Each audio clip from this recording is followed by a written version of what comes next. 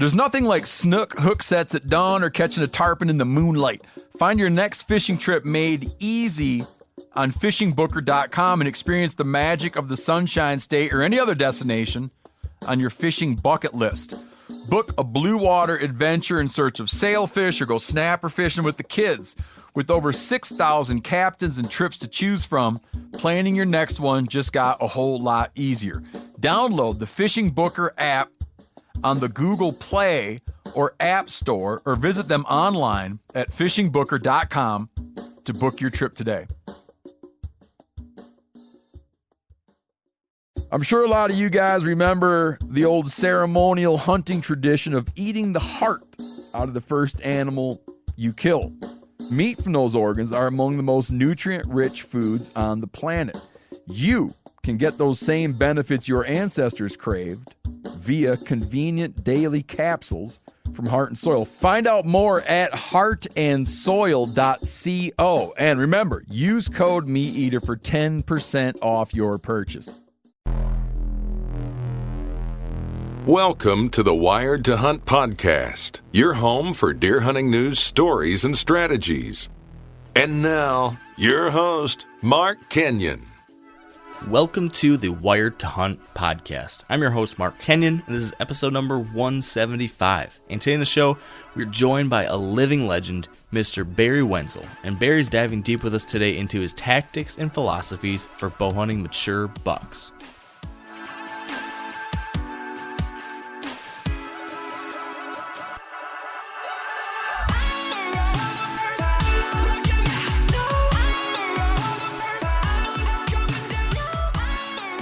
Welcome to the Wired to Hunt podcast, brought to you by Sitka Gear. And today in the show, we are joined by a man who's been widely requested by our listeners. We've put out a number of different surveys over the years asking, who do you want to hear from? And this man and his brother have been top of the charts for a long time. So this is a long time coming. But this guy is honestly one of the most legendary figures in the whitetail hunting community. His brother and him have authored a number of very influential deer hunting books. They've produced videos such as Bowhunting October Whitetails that, for a lot of people, have just completely changed the game when those videos came out.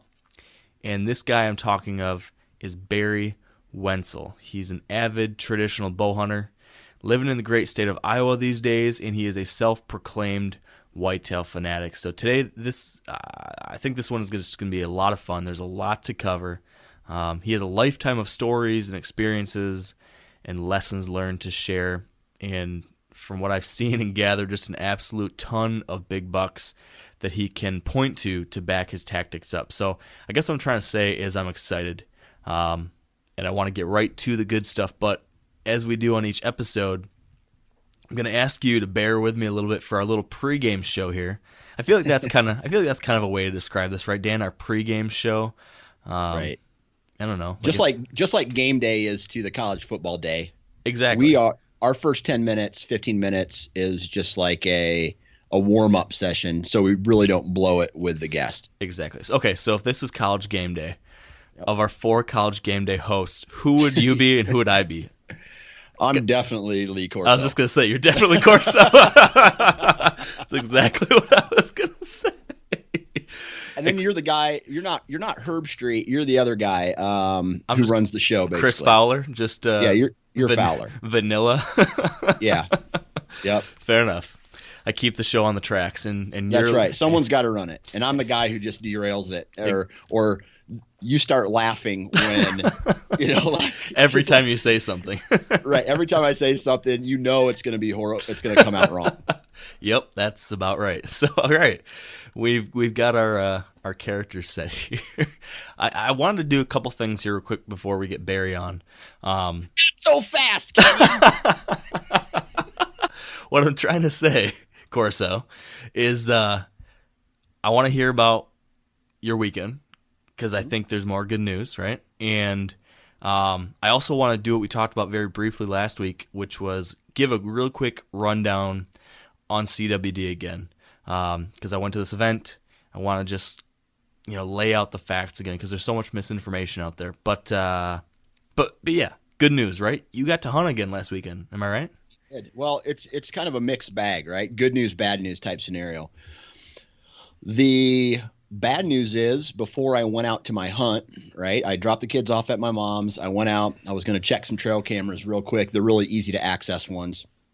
And sure enough, 3 of the 4 that I checked had been stolen.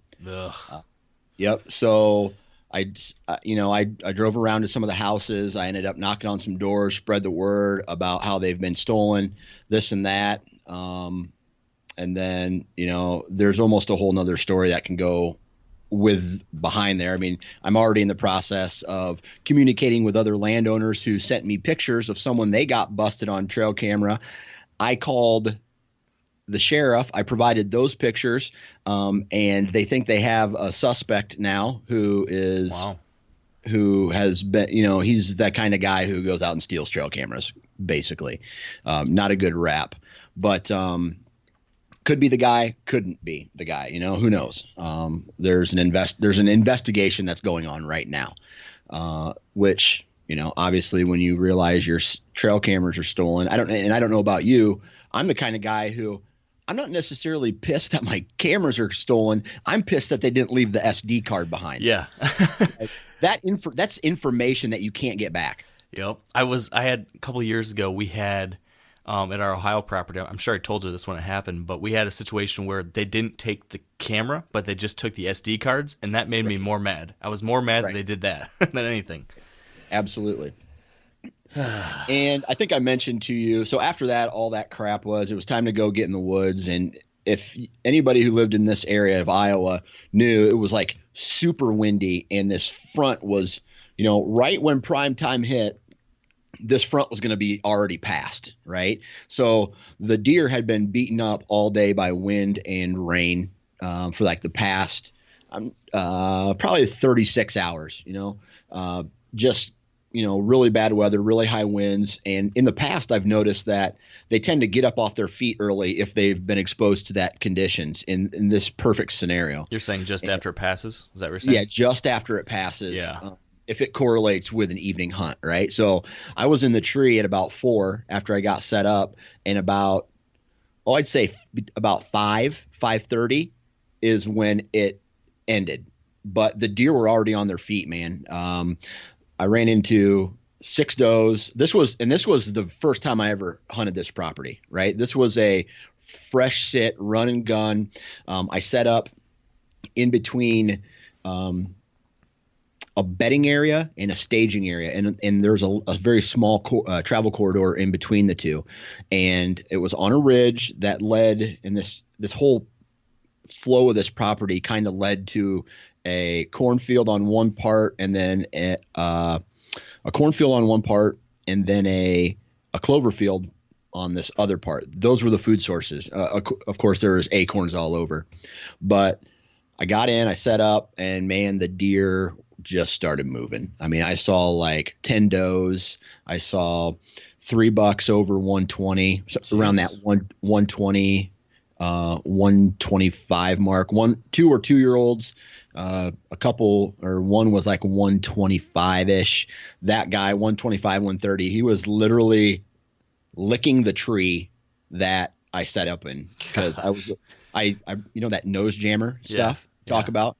I sprayed that on the base of my tree while I set up, and he's sniffing it and licking it, and it's just crazy, right? So he's like this 3-year-old, and then a couple button bucks come by, a couple fork horns, and then about 30 minutes left, I catch something out of the corner of my eye in this staging area, real thick staging area before they go out to the crop fields, and there must have been a buck bedded in that, because I see this big body kind of drop down behind a tree. I get my binos on. I can tell it's a big body, and I can tell the rack is okay, but it happened so fast I really couldn't tell. And this buck drops down into the creek. Must have got, went to go get a drink of water or something. And sure enough, about, I'm going to say 30 minutes before sundown, this buck pops back up out of the creek and starts making a scrape and rubbing these tree branches.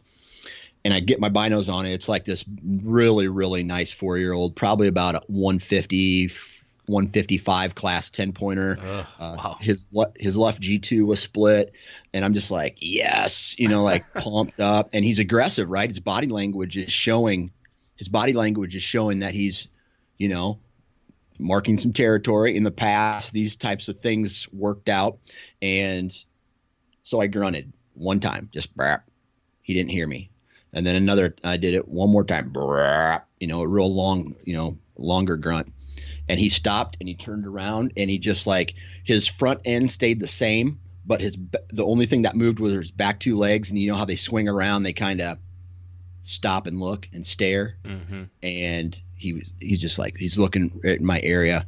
And then he kind of took these side steps, and then he was in this thick stuff, and he was out of my line of sight. And then about 2-3 minutes later, I lost him. And then he shows up, and he's probably about 65, 70 yards. And it looks like he's walking right towards me. And I'm like, are you kidding me? Is this going to work, already? And he's coming right at me. And then I lose him again. And I'm sitting there, bow in hand. I'm ready, getting ready to, like if he pops up, just draw him back. It's getting darker. It's getting darker. It's getting darker. And then nothing. So he must have scooted out around me. I know he didn't catch my wind or my scent. Because that was blown in a completely different direction. So at least I know that there's a decent buck on this new property. So I'm excited for that. That's an awesome sit. Wow. Yeah. That is exciting to have that level of pump this early in the season, have a good encounter like that. Absolutely. And the best part about this whole thing is a game plan worked based off of historic data. And when I mean historic data, like when the weather is doing this, you should be in a tree stand. Mm-hmm. And you put that into you put that together with your scouting of what you have and what wind direction and what your terrain offers you, knowing where you think the deer are bedding and where the food sources is, the transition areas and all that stuff.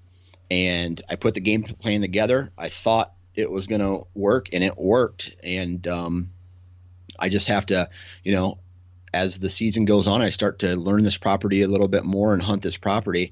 I'm going to be able to do my tweaks, move my stand locations, and hopefully intercept one. And I know that's not the only – I have a gut feeling that there's other big deer in this area. So, just play my cards right and make my micro adjustments throughout the season, and hopefully I run into something or cross paths with, a target animal. It's a good start. Yeah, buddy. That's awesome, How about dude. you? Well, so I hunted opening night. We talked about that last week. Mm-hmm. And then after that, Thursday, I headed up north to our northern Michigan property. And I hunted Thursday, Friday, Saturday, Sunday up there. And so I've had 5 hunts so far in Michigan. And I've yet to see a single buck. Oh, boy. That's, But they're on trail camera, right? Well, not so. In on my southern Michigan properties, there's one mature buck I've gotten on trail camera since the summer. One single mature buck, which is Holyfield. Yep. And then on our northern Michigan property, where we've been running cameras since the summer, since July 20th, when we put these cameras out, up through now, there was one single picture of a buck. One time, one single picture, a 1.5-year forkhorn, and that is it. What about does? Lots and lots of does. Right. That is it. So, didn't you have like earlier in this summer some, or was that last year, where you had some pictures of some promising deer? Last year, for the first time ever up there, we had 2 or 3 different bucks that would probably be mature bucks. That was the first time I've ever had that. This year, I had these really high hopes because we've been working on trying to improve it up there. We had some better food plots in this year. As far as I know, it's been untouched, since the summer mostly, other than, some other people that live nearby. So I was thinking, for sure, there's got to be a decent buck that's visiting this area on occasion at least, but nothing. So that was disappointing. And I hunted, and same kind of thing, just saw does. I saw a handful of does every night, but nothing to get too excited about. But got a little bit of a cold front hitting tomorrow, so I'm going to go dive into one of these pieces of public land I've been scouting down here and it's going to be windy, relatively windy, and it's going to be like a huge rainy day coming in. That rain's going to taper off by like 4 or 5 in the evening. Yep. So I'm going to sneak in there just at the end of that rain and get set up where I found one of these buck beds this spring when I was scouting. Yeah. And I think there's a ridge with a bunch of acorns on it, and this little island out in a swamp where I found these beds.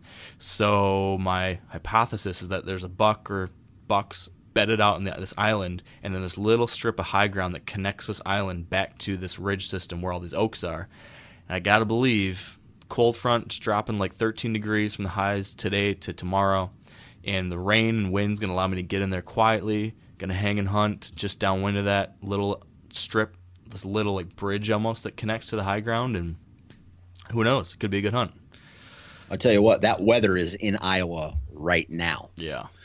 So, I mean, it's raining outside right now. The temperature's like, I think yesterday the high was 68, 70 degrees. Now it's 46 degrees right now. Nice. So it is cold and crappy outside. And if I could, man, I would be out in a tree stand. I don't know if that's going to be tonight, but tomorrow evening, if I could. Unfortunately, I can't.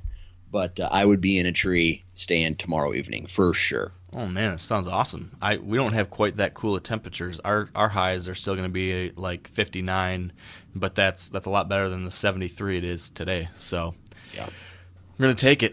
But yeah, I'm excited to give that a shot. And then otherwise, it's just hot temperatures from here on out. Other than that, so just going to take it easy on my good stuff and just keep plunking away at some of this public. Maybe shoot a doe somewhere, and keep tabs on old Holyfield, hopefully. So yeah, that's something I need to do is get a doe down. Yeah. Well, shoot, man, we're supposed to talk CWD, but we still, I worry we're running out of time here because I want to get Barry on. We need to do next week. We should do just me and you. Yeah, if that's possible. Yeah, we should do a just you and me podcast because there's lots to talk about. You know, we're breezing through our own hunt related stuff pretty quickly here. So I'm going to CWD is important to talk about. It is important. So we're going to do, this is a 2-week hype up to the CWD conversation. Right. So next week we will talk about, we'll cover some CWD related things. We'll talk about some other stuff. But today we got Barry Wensel, and we should probably not beat around the bush, right? Right. We don't want to make that guy wait. No, we shouldn't do that. So anything quick on your end, Dan, before we get to it? Let's roll. All right, let's do it. Let's pause for our Sitka story, and then we'll bring Barry on the line. For this week's Sitka story, we're joined by Sitka Ambassador Alex Templeton, who tells us about some exciting whitetail action from early November. I had been hunting consistently all season long in Missouri with no luck. And at the end of October, I had the opportunity to go to Illinois, which came at a good time because the weather at home was really warm and the deer weren't moving at all. So after hunting a week in Illinois, coming home empty-handed, I was very determined to kill a deer with my bow before rifle season opened up in Missouri, which is on November 15th every year. At this point, it was the beginning of November, and the weather can be hit or miss this time of the year as well. And this is when the rut is starting to kick off at the beginning of November. So I had pretty high hopes for good deer movement. And after a couple long days and nights sitting on an evening hunt on my favorite farm, I had a clean 8 come by, and he offered me a perfect broadside shot. And I absolutely smoked him, and I saw him go down about 60 yards away from my stand, and I was super excited and pretty proud of myself. On Alex's hunt, she was wearing Sitka's elevated 2 pattern in the women's line. If you'd like to create a Sitka story of your own, or to learn more about Sitka's technical hunting apparel, visit sitkagear.com. All right, with us now on the line is Barry Wensel. Thank you, Barry, for joining us. We appreciate it. My pleasure. I always like to talk deer hunting. Yeah, ditto. That's that kind of is what brings us all here together today. So, you know, I think that you are a guy within our little world of the whitetail hunting community that doesn't really need an introduction. You've been one of the most influential people over the decades, but I suppose for those maybe that don't, maybe for some people that are new to the hunting world or for whatever reason haven't heard about what you and your brother have been up to, could you just kind of tell us a little bit of your story, your background, how you got to be where you are and how you got to be who you are today? What's the Barry Wensel story? Oh, okay. Where to start?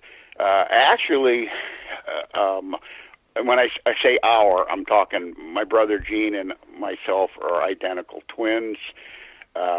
We've been doing this for our whole lives. Our dad was a avid hunter, but kind of a two-season hunter. I mean, he hunted with the bow in the bow season and gun with the gun season. But we were the only two kids, so consequently, Gene and I, being twins, we were born with hunting partners, so to speak.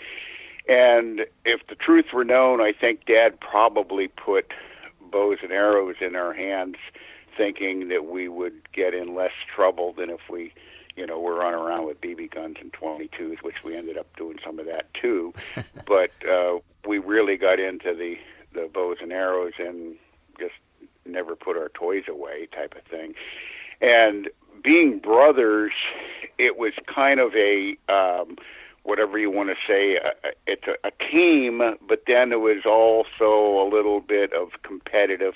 I mean, nothing serious, just, my buck's bigger than your buck or whatever. And yeah, well, yours is typical, mine's non-typical, whatever, that type of thing, But we were actually born in Pennsylvania.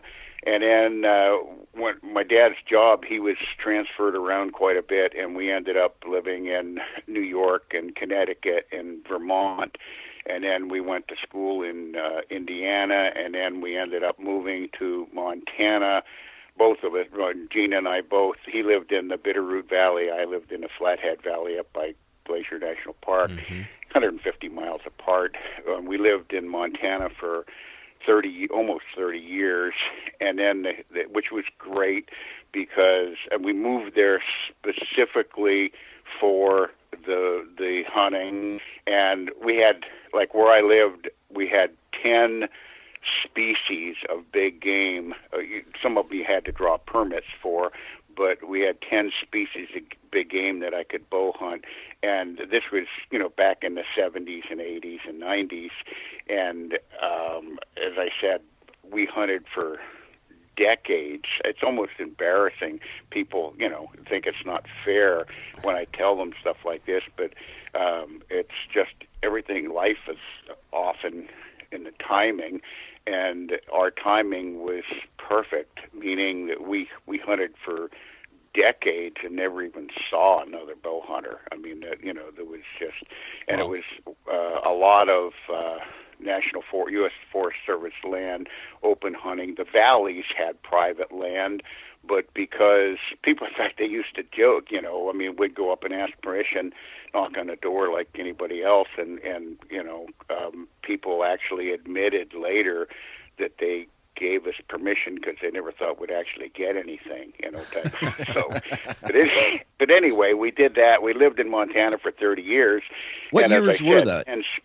10 species, but we spent 90% of our time pursuing trophy whitetails. And, because western Montana has good genetics, some giant whitetails. So even though we had, I used to go in the early season, or the Montana seasons used to open in September, and in September, I never deer hunted because when the season opened, a lot of the whitetails still were in velvet.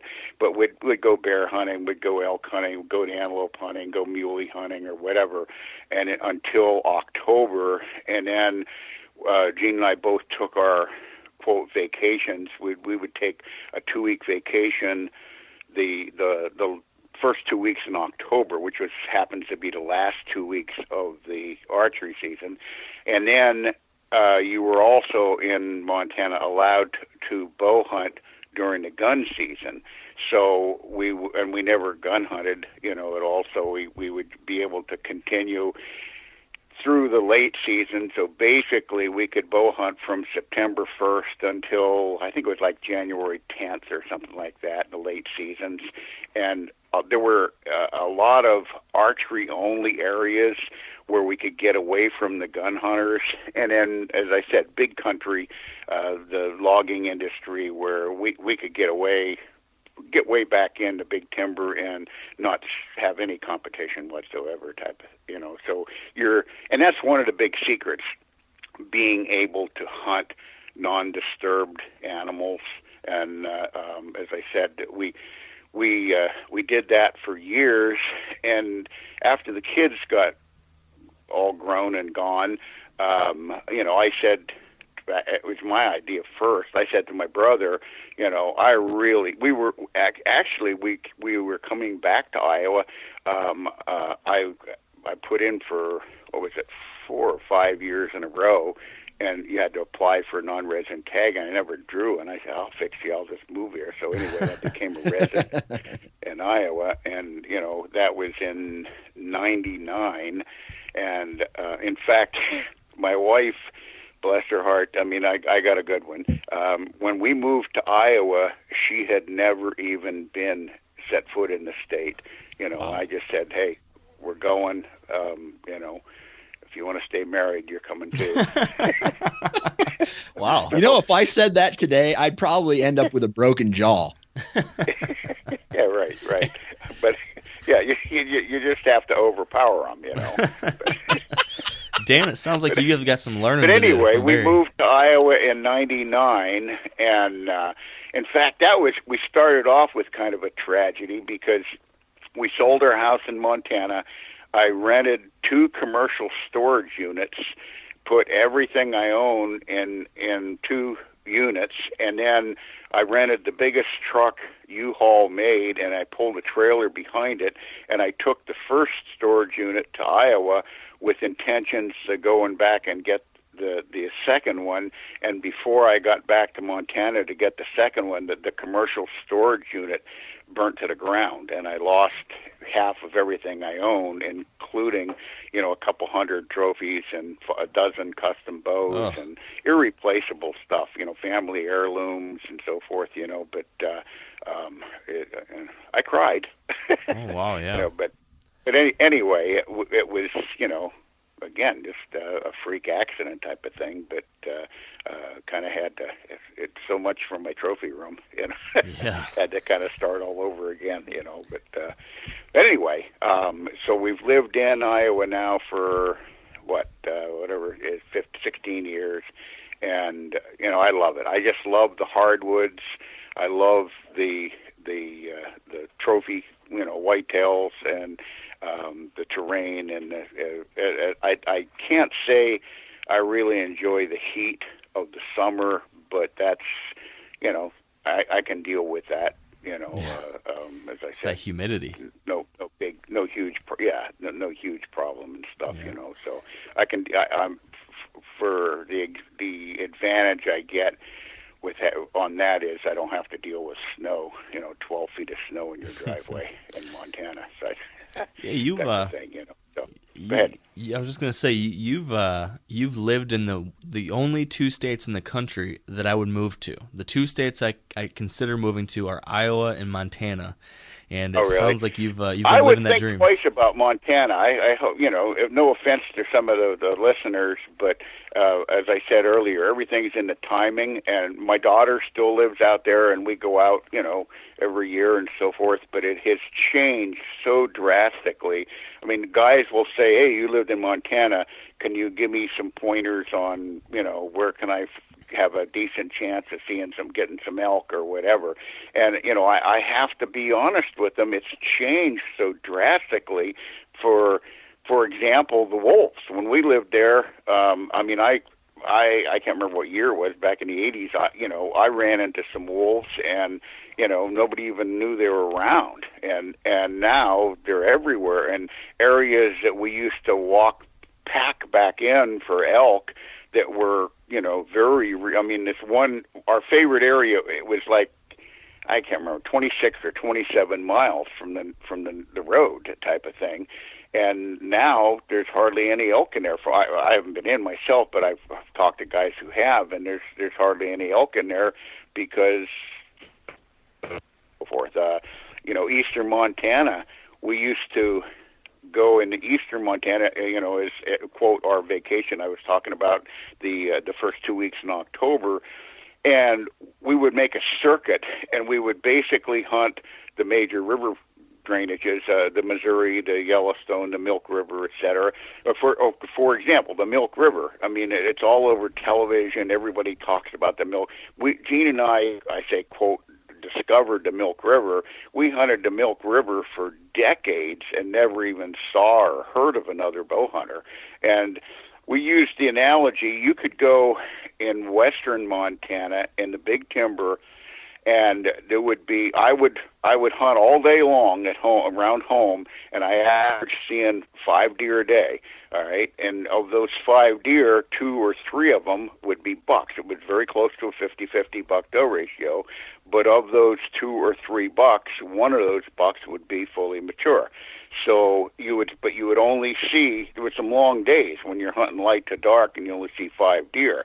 Whereas in eastern Montana, we would do the same thing, and you would see between 300 and 500 deer a day in the woods while you're hunting. And I use the analogy of, it's like if you take a lake and take all the water out except one little strip of water down the middle, you know where the fish are going to be. And that's the way the prairie in eastern Montana was. It concentrated because of the moisture. You know, the river bottom, that's where the cover was, and that's also where the irrigation was, where the farmers had fields, and they would plant their crops and irrigate the crops and so forth. So because of the cover and the security, the food. You there? Yes, still there. Okay. Anyway, it concentrated the deer in one area, and, you know, you would have a lot better, you know, hunting and so forth. So I got on a tangent. What was the original question? Well, I was just talking about how I wanted to move to Montana, and you were saying how it's not like it used to be. Oh, yeah, right. Oh, Not that's like it what I was used to going to be. say. Now, oh, yeah, thanks for bringing that back up, because those areas that we used to hunt, EHD hit, and this was back, it hit a little bit. We didn't even know nobody knew what it was back in the 70s and 80s and so forth. And then in the 90s, it hit big time in eastern Montana. And I remember one year, and don't quote me, I don't remember what year it was, but one year we had, and I can't even remember the order, but it was the worst winter snow in 100 years, and so we lost like half of the deer herd. And then the next summer it was drought type of thing, and we lost almost 60%. So we lost, you know, of 60% of the 50% that was left over from the year before type of thing. So it pretty much wiped out. And at that time, the deer biologists, they didn't even know, I mean, or the ones I talked to didn't know what was going on. I mean, you know, we would go in and talk to them, and they're asking us questions, you know, and they were, and I got to watch my words here. They were just naive. They didn't know. They hadn't ever dealt with it before. And I remember them telling me that EHD was similar to blue tongue, and it was non-sex specific, meaning it would kill just as many does as bucks. It was non-age specific. It would kill just as many fawns as trophy bucks, etc. But Gene and I, the farms we used to hunt that fall, we go over there, and he and I found 70 dead bucks that were, and I think that we found one 2x1, you know, a spike on a fork on one side, and one little 3x3 out of 70. You know, 68 of them were 4x4, 8-pointers or better, and I'm talking 3.5, 4.5, 5.5-year-olds.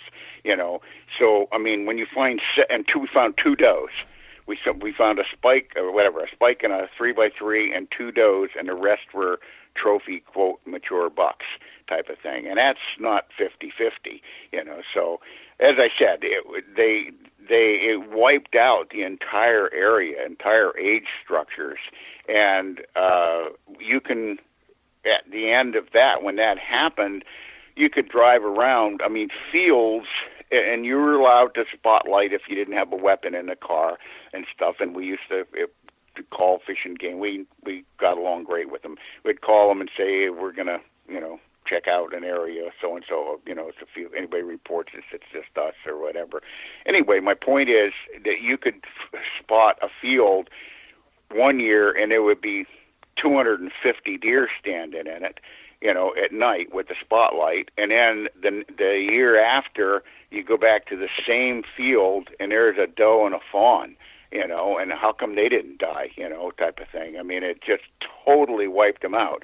So consequently, we moved on, and they started to come back, and it would just start to come back, and it would hit again. And, I said to Gene, hey, we're getting too old waiting for these fawns to grow up to be 5.5 years old, only to get wiped out when they're 4.5 or whatever, So that was the opportunity to move to Iowa, and that's what we did. And as I said, I never looked back, type of thing, But it's so different now.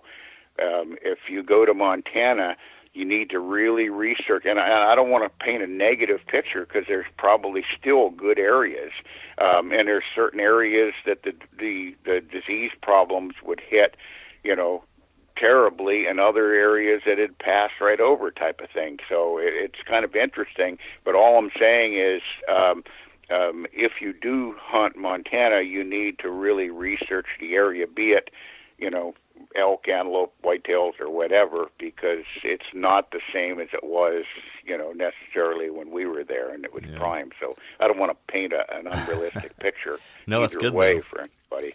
But it was great while it lasted. It's interesting. Anyway. I've hunted Montana for whitetails the last 2 years.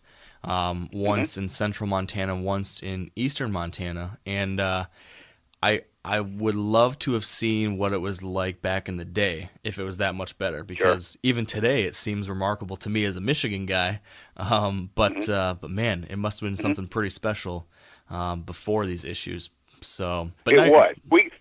Go ahead. I was going to say, but now that you're in Iowa, I kind of want to shift over to what you're doing these days. And one of the things that I've read from you seem to talk about a lot, is how you're hunting these deer using terrain, using an understanding of how deer use terrain, and different ways that terrain funnels deer, moves deer, and allows you to hunt. And I kind of want to use that as a starting point for us to dig into like the tactics side of things, because whether it be Montana or Iowa or wherever else you've hunted, it seems like you've been able to get on big mature deer, and you're doing it hunting with traditional archer equipment, which requires you to be very close to these deer. So you've been able to really fine-tune your ability to do that. So I guess I kind of want to set you off in that direction. Sure. Tell me about how you use terrain. And I love talking about that because I think that is one of the most important things that we need to worry about in the future. Frankly, the young hunters today are being taught, and it's nobody's really not any one, idea or thought, but it's human nature, that the young kids, that they want more and bigger and faster type of thing. And as I said, they all want to be a Michael Jordan, but I don't want to have to practice shooting hoops. I mean, they all want to be a successful big game hunter, but trophy hunter, so to speak, but they don't want to have to learn or, and they've been taught the TV programs, I hate, but they're kind of teaching the youth of today that the way to hunt whitetails is to sit over a food plot in a shooting house, and they'll sit there and play their Game Boy or whatever, their iPod or pad or whatever it is, and wake me up if a big one comes about, Dad, that type, and I'll blast them, and there's no woodsmanship where the kids are learning the easy way and not learning the woodsmanship skills, which is really disappointing to me, because to me, that's what makes it so rewarding. That's where the fun is to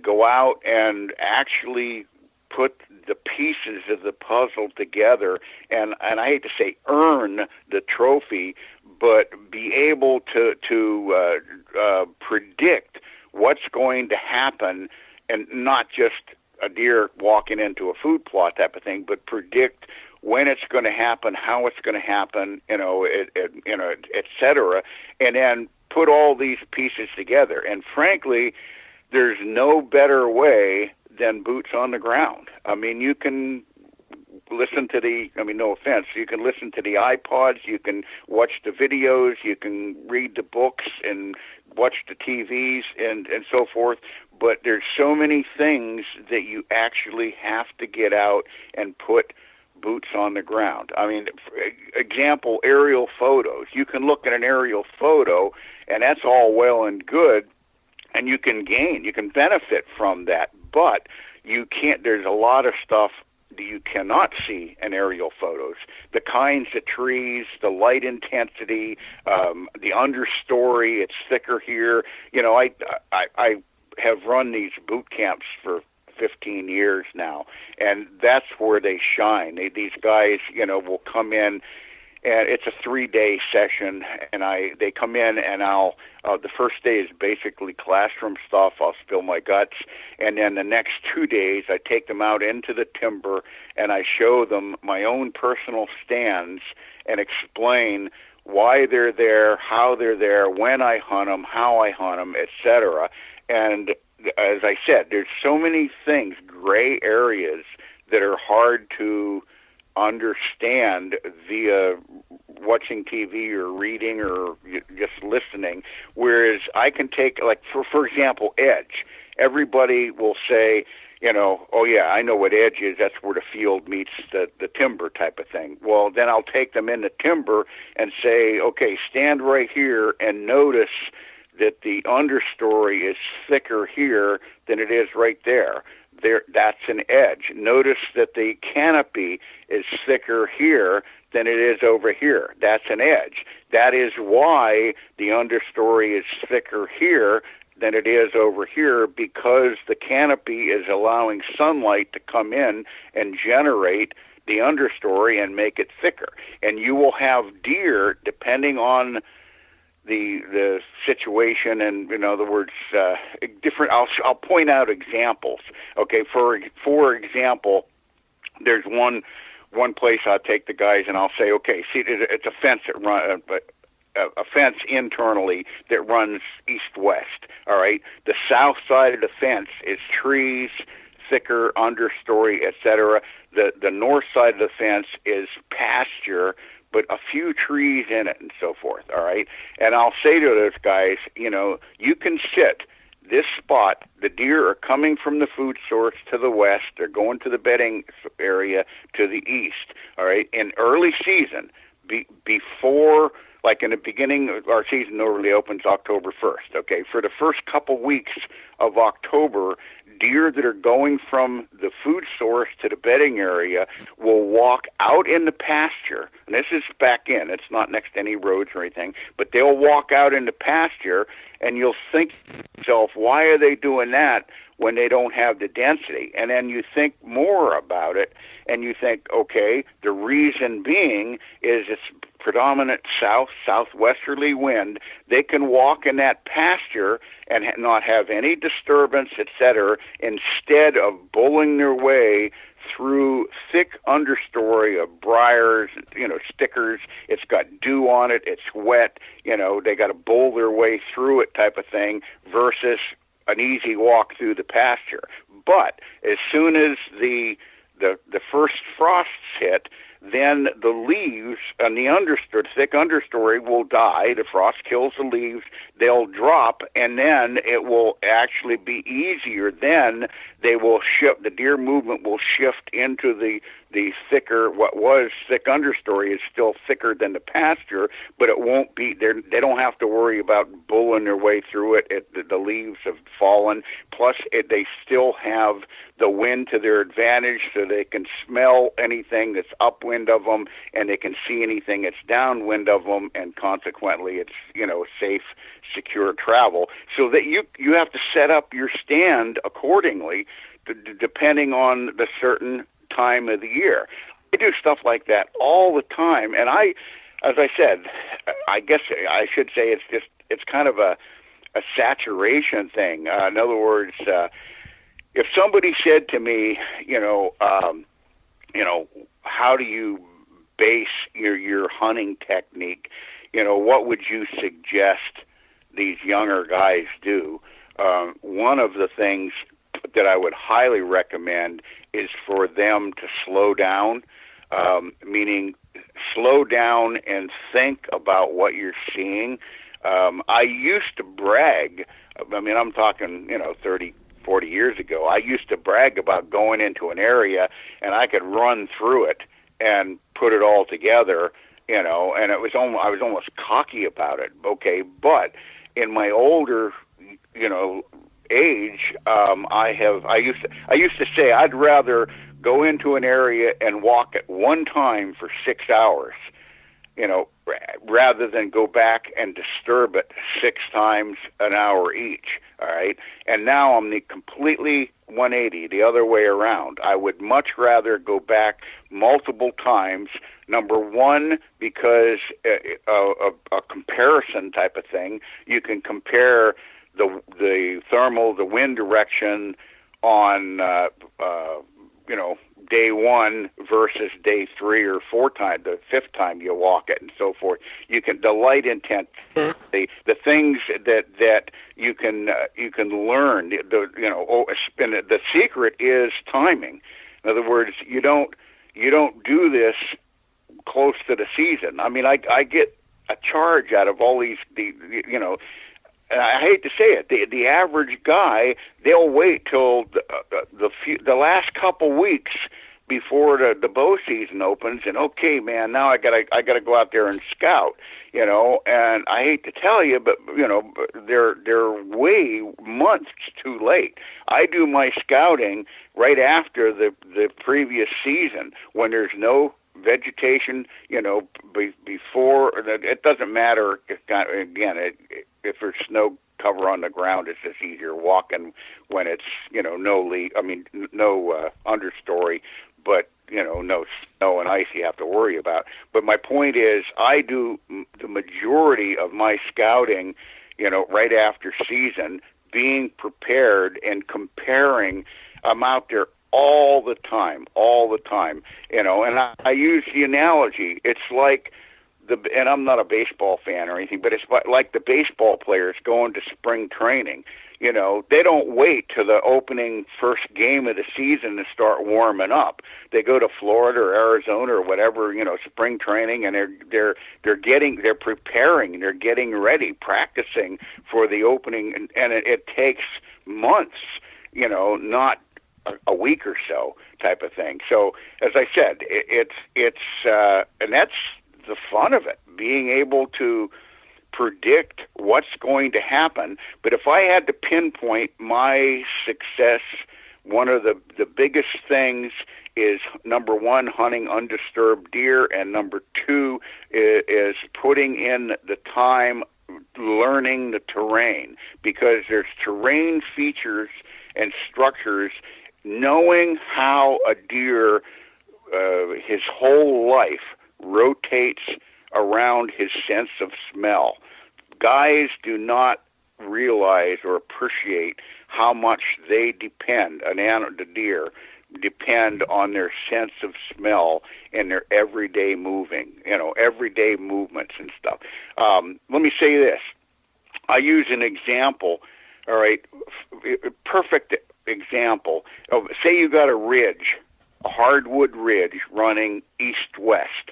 Okay, on the east end of it, there's a food source, a cornfield, alfalfa field, whatever, beans or whatever. Okay, on the west end of that ridge, it's all hardwoods, and it drops down to a creek bottom. All right, there's usually where it drops down to the erosion and stuff. There'll be little shelves and so forth. All right, the predominant wind in our area comes from the south or southwest. All right, so the deer feed in the field, all right, and then they walk back in, across the ridges to their bedding area, and we'll get into that in a minute. And so they bed there for security reasons. All right, through the years, and I'm talking 50 years ago. All right, when they logged those hardwoods, you'll see the remnants of an old skid road. all right? And that'll be on the top of that ridge, all right? The reason that's on top of that ridge, that's human activity, human thinking, because it's easier to take the logs out when they logged it 50 years ago with a skid road on the top rather than side hill. But say the top of that ridge is only, I don't know, 50 yards wide, all right? That old grown over skid road will still be, you'll be able to see it, and you'll see tracks on it. There's all kinds of tracks because the deer are walking up and down that skid road. Most deer hunters will see those tracks and say, oh man, this is where I want to be. So they'll get on, say again, as I said, the example, it's going east-west. They'll get on the north side of that skid road, put their stand up, all right, covering the skid road. What they don't realize is the tracks that they're seeing on that skid road are nocturnal. Yes, there's tracks on it, but most of the tracks on are made at, before and after dark. Before light and after dark type of thing. All right. So if you look around and think of the logistics of why they do what they do, all right. If the wind is coming from the south and your east-west ridge is the movement pattern, so the deer are going from the food source to the east, to the bedding to the west, all right? The deer will, especially after lights. Once in a while you'll get one walking that road, but how many times you've heard the guy, he'll put his tree stand up there and, oh man, he came in right behind me, well, duh. The reason he came in right behind, that's where he was supposed to come in. According to the deer. You're thinking like a deer now, not like a human. So what you do, again, you look around and you'll see a slight secondary trail over the crest of the hill on the north side of the east-west facing, a running ridge. Okay, just over the crest. Usually it's just down far enough where they're not skylined, and it will run the east-west over the crest of the ridge. That is where you set up for, type of thing. In other words, and what happens, and you think of the reasoning behind it. They're living every day security because of their sense of smell. So the deer they'll get up in the afternoon. They'll get up from their beds and they'll slowly work their way out from west to east over the lip of that ridge. So now they got a southerly predominant wind, so they can smell anything upwind of them, and they can see anything downwind of them. So they can see where they can't smell and smell where they can't see. And they'll slowly work their way out, and then they'll go out into the field after dark and be out there. So you're set up to ambush them where they're supposed to be, not where you think they'll be, type of thing. And anyway, and the exact reverse is true in the morning. In the morning, depending if they're running late or, the time of day and stuff, there's all kinds of things like that you can learn by going out and thinking about, looking at what you're seeing and thinking about it rather than, a lot of that stuff is nothing but logic type of thing.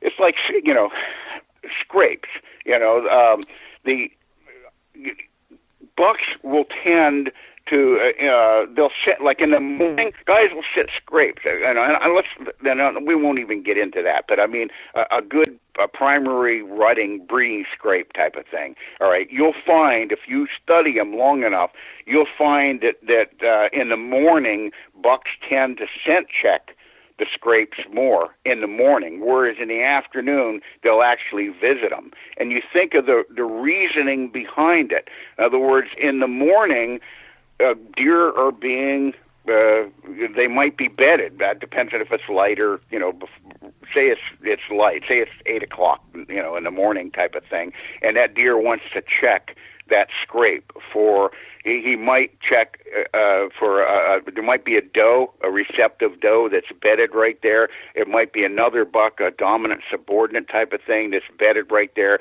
So he'll come in downwind and scent check it and stuff, and go from there. All right. Whereas in the evening, they know that it's evening, and man, all night long while we're sleeping, they're running, tracing, grunting, and breeding, and they're carrying a circus going on out there. So they'll go ahead right in to the scrape and actually fresh out anything around here. No, okay, we'll freshen it up, pee here, and then they'll move on and so forth. A lot of that stuff is absolutely nothing. As I said, if you think about it, that's the reasoning behind it.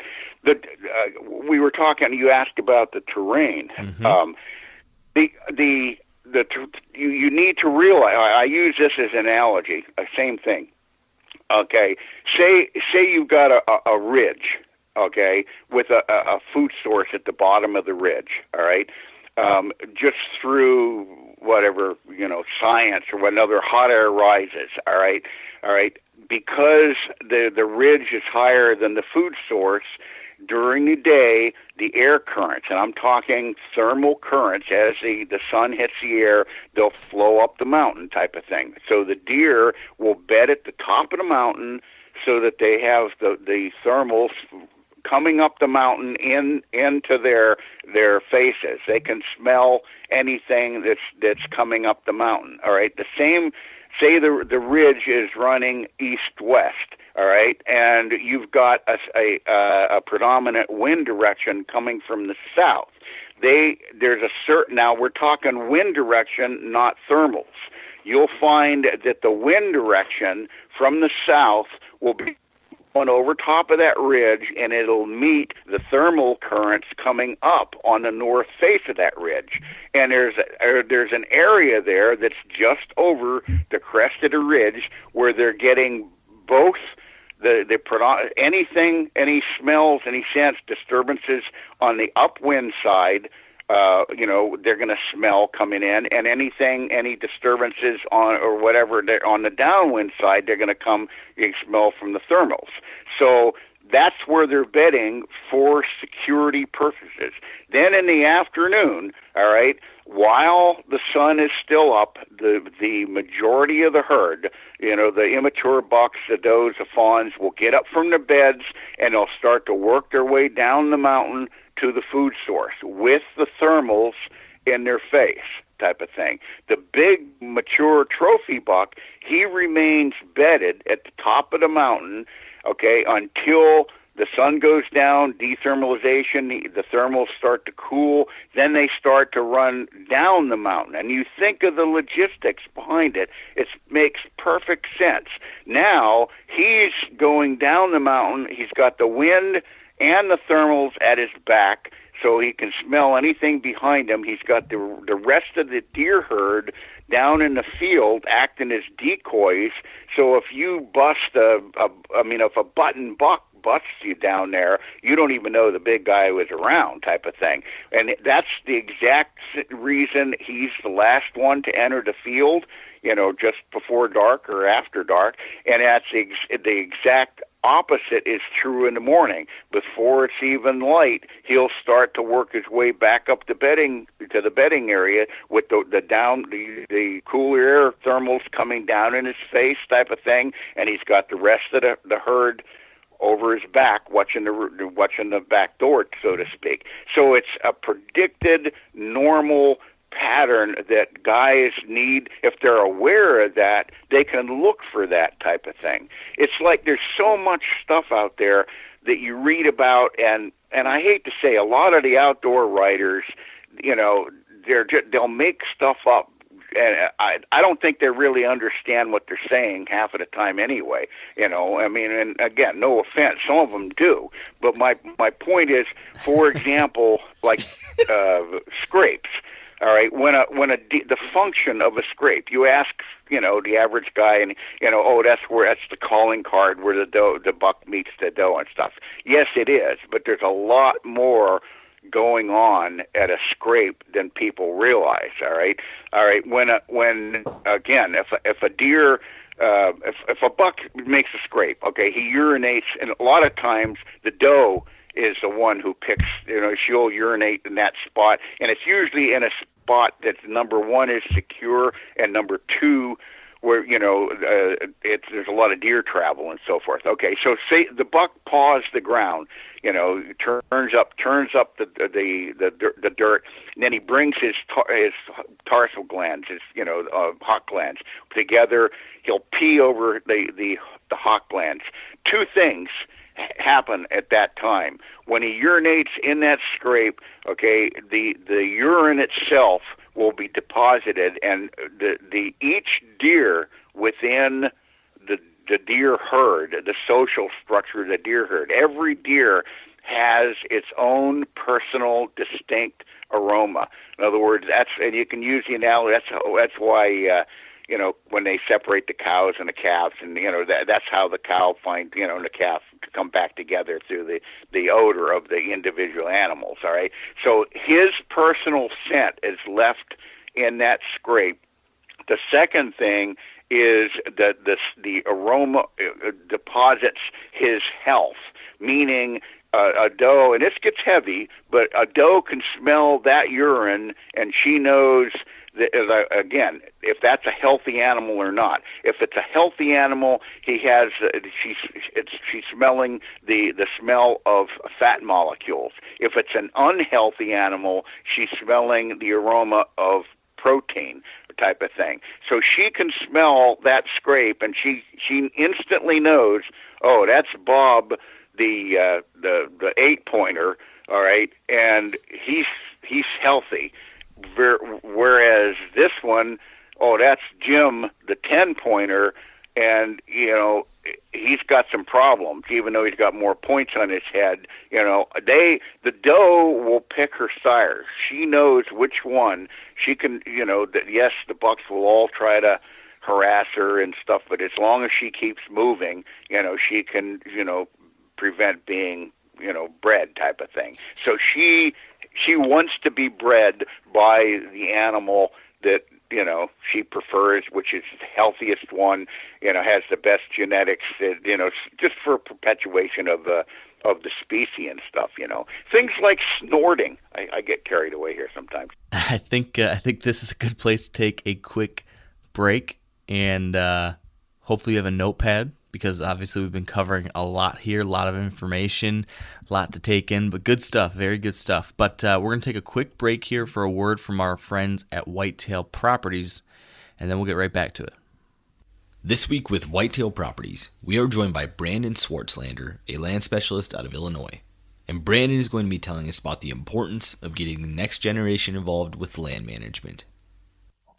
That's a great question. I think, me personally, I think getting kids involved early, and maybe not just kids, but anyone who hasn't experienced the outdoors or land. I mean, it's just such an awesome event. I honestly to God have to pinch myself sometimes because I get to do this for a living. But when I have girls, and some of them hunt, some of them don't hunt, but just being out, we all shoot bows. And we all experience the outdoors. We shed hunt. We do all those things together.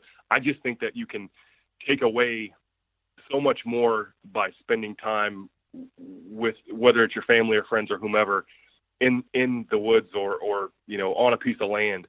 It's so much better than having a phone stuck in your face or a laptop or whatever. I just think it gives us an opportunity to go back to what we were raised on, and I think maybe that's missing to some degree in society today. But I just think when you introduce things at an early age, I think I was probably 5 when I started in the outdoors with my dad. But it makes you want to be better, and it takes you away from things that can be a negative influence. I feel like it's such a positive thing especially with family. I mean, when you can do those things with your kids and your wife or whatever. If you'd like to learn more and to see the properties that Brandon currently has listed for sale, visit whitetailproperties.com/Swartzlander. That's SWARTZLANDER. And now let's get right back into it. Things like snorting. When a deer snorts, all right, guys will say, oh, he blew me type of thing. Well, maybe and maybe not. What I'm saying, the reason a deer snorts is to blow the mucus out of their. If they snort, they might have smelled you, but it might have been something that they'll accept, and it's not really that much of a danger to them. So they'll snort, they'll blow the mucus out of the nasal cavity and stuff. At the same time, they moisten the orifice, meaning that the opening of the nose, the nasal cavity, will become moist, and a moist orifice will pick up scent molecules in the air. You've seen bucks where you see them, they're licking their noses all the time, and their tongue's flicking all over, licking their nose. Mm-hmm. That's what they're doing. They're moistening the orifice to try to be able to pick up the scent molecules a little bit better. But as I said, I get kind of carried away sometimes, but the bottom line is you need to put boots on the ground, slowly walk around and decide why they're doing certain things, and line everything up. That you're still there, right? Oh yeah, we are here. Okay. Okay. I didn't want to find out. I didn't want to find out. I've been talking to myself for the last 15 minutes. Okay. Anyway, you've got a wealth of information. This is terrific. Oh, great. Well, and like I said, you need to look. Everybody out there needs to look at pieces of the puzzle. In other words, meaning, for example, I shot 2 big bucks last year. Okay, the second one, all right, the reason that stand is where it is because there is, let's see, 3 different fence corners come together, well, kind of like a Y type of thing, all right?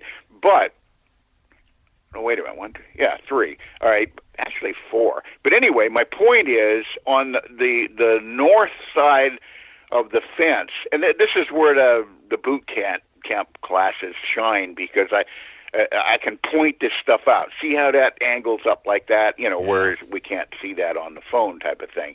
But, guys are able, I use the analogy, it's kind of like, watching a war movie versus actually being in war. There's a big difference and stuff. So me telling you about it versus, trying to put it together in your mind might not work. It's tough. But anyway, my point is, you need to scout your areas out, and most guys do not look far enough. In other words, in this particular scenario, all right, over the horizon, it's not even in view. It's over the crest of the horizon to the north of me. There's a stock pond. A farm pond. All right, and the farmer has it circled or fenced. He has a barbed wire fence around it. But the angles of that fence, the cultivated crops, are past the stock tank, and the angles that the fences that cut run around the perimeter of that dictate the movement with little strips of trees that are angled a certain direction. All right. So my stand is positioned so my scent blows over top of the stock pond, where they're not going to bust me, unless they're walking on water type of thing. But they'll follow from the food source, the angle of the fence. They'll follow it down. They'll hit a tree line, and the fence turns. They'll follow parallel to that fence, and they'll walk right down, and they'll cross the fence that I'm sitting next to, with an almost wrong wind, meaning they think they're walking into a headwind because they're going from basically north to south with a southwest wind, and they feel perfectly safe doing that because they can think they can smell everything. But and again, they're going from north to south, and my wind is going southwest to northeast. So it's almost wrong type of thing, but they can't bust me because my scent's going over top of the water type of thing. So it's one of those, you need to reason, hey, that's where you need to be type of thing in order to and most guys, they won't walk up over the crest like, oh man, here's a stock pond here. Right. And you put it all together, and old hedgerows, old dilapidated fences, the understory thicker here than there, the bedding area is up there, and versus everything, all pieces of the puzzle that all come together and all make perfect common sense. Yeah. As I said, when a guy realizes these deer are actually, surviving. I mean, their sense of smell is what basically is keeping them alive, etc. And how they use the terrain and the air currents to travel, from certain, one spot to the next is absolutely, the secret. In other words, where you can ambush them, and then you have to take into consideration like the entrance exit, meaning. So Barry, before go ahead. before we get to entrance and exit routes, because I definitely want to cover that, but I just want to double check on a few things here before we lose some folks on something I just talked about there. That being, how two things. Number one, if I can kind of sum up a few things you said there to make sure I've got this right. Number one, it's really important to be looking at our hunting properties from a big picture perspective and from a micro pattern. So from a big picture perspective, understand how all these different large terrain features, ponds, ridges, fence rows, how all these different things might move deer, how funnel deer through a property. But at the same time, you got to also get on the ground and look at the micro differences. So a slight edge or slight difference in cover within a piece of property, or a slight shelf on the side of a ridge. So I think a big takeaway, for people listening, they need to remember, scout and learn your property from the big picture and from the small picture. And then I think that's perfect. And let me just interject this and let you pick it up. I use I'm big on analogies. I use the analogy of a doctor looking at an X-ray versus a layman looking at an X-ray.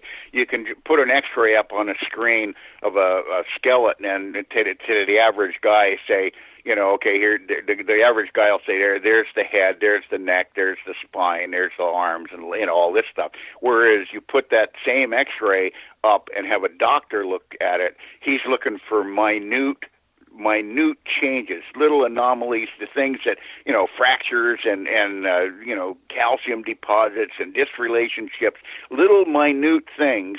So that's what we as deer hunters or trophy deer hunters need to do. You need to when you say micro, that's a good term. You need to really inspect, stop, slow down, and think about what you're seeing.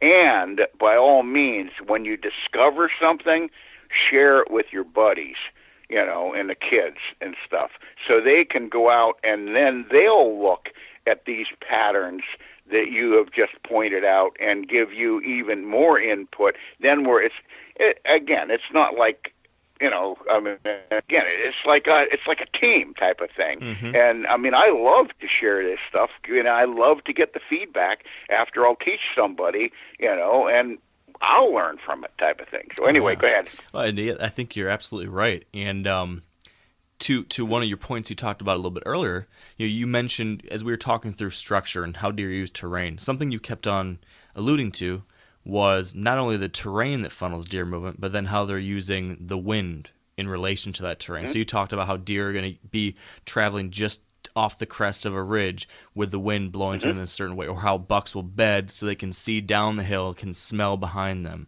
or how they'll use wind to check scrapes in the morning while they might actually visit that scrape in the evening. So you've mentioned a number of different examples where you're thinking about how deer are using the wind. But I also know that you also are really thinking about wind from a hunting perspective, especially when you're choosing how to hunt these different terrain features, which funnel deer. And I've read a little bit about how you've used some things in the off season, like smoke bombs or something, to track all these different wind patterns. Can you go into detail for us on how you are thinking about wind when actually choosing a stand location, how you check the wind in those places, how do you know and figure out, A, how wind acts in an area, and how then B, deer use it?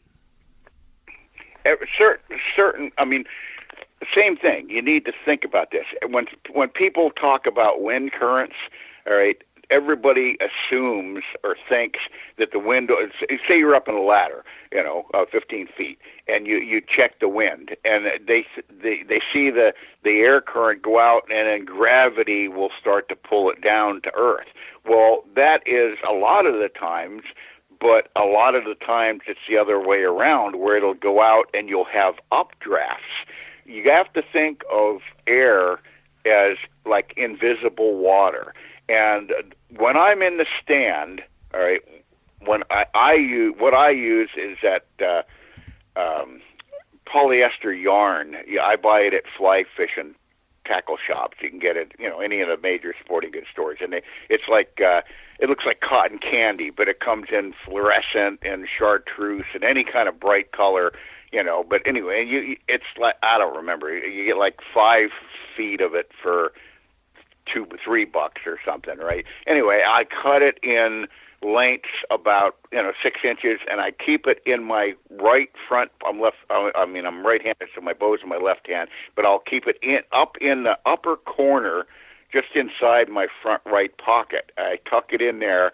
All right, when I get in the stand, I'll pull it out, and I'll take you don't need very much, just a few filaments, and I'll pinch off some polyester fiber filaments, and I'll stick them to my shirt on my left sleeve.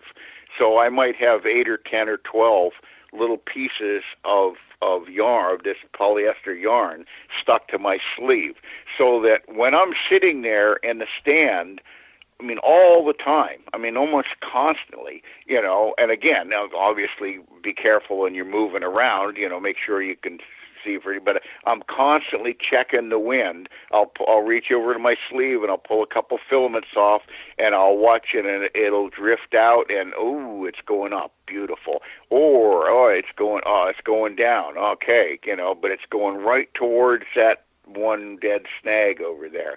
So I know the exact angle, etc., the velocity, and exactly the way it's going, and so forth. All right, that is very, very important, so that you can know, because you might have a shooter come in from a different direction, or maybe one following a doe.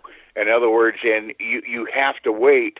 Okay, it's quartering to me, and okay, right before the doe that he's following hits that your scent travel, the air current, okay, the air is going right towards that snag. Right before she hits that, now is when you shoot them, type of thing. When he's, not letting them get quartering away, or she'll bust you and blow up the whole scene, type of thing. But anyway, you can go to. I just bought a dozen of them. A couple weeks ago, I was at a gun show in Iowa, and they had some fireworks. You can get them in any place that sells fireworks and so forth, but they come little colored ones, and whatever, blue or yellow or red or whatever. But I'll take the smoke bombs, and this is in the off season, by the way. I'll take the smoke bombs, and I'll lay them on the grill of the platform, and I'll light them, and then I always mention this because some of them are really cheap, and they blow out smoke for 5 seconds and they're done, whereas some of the good ones will blow out a volume of smoke for 20-30 seconds, type of thing.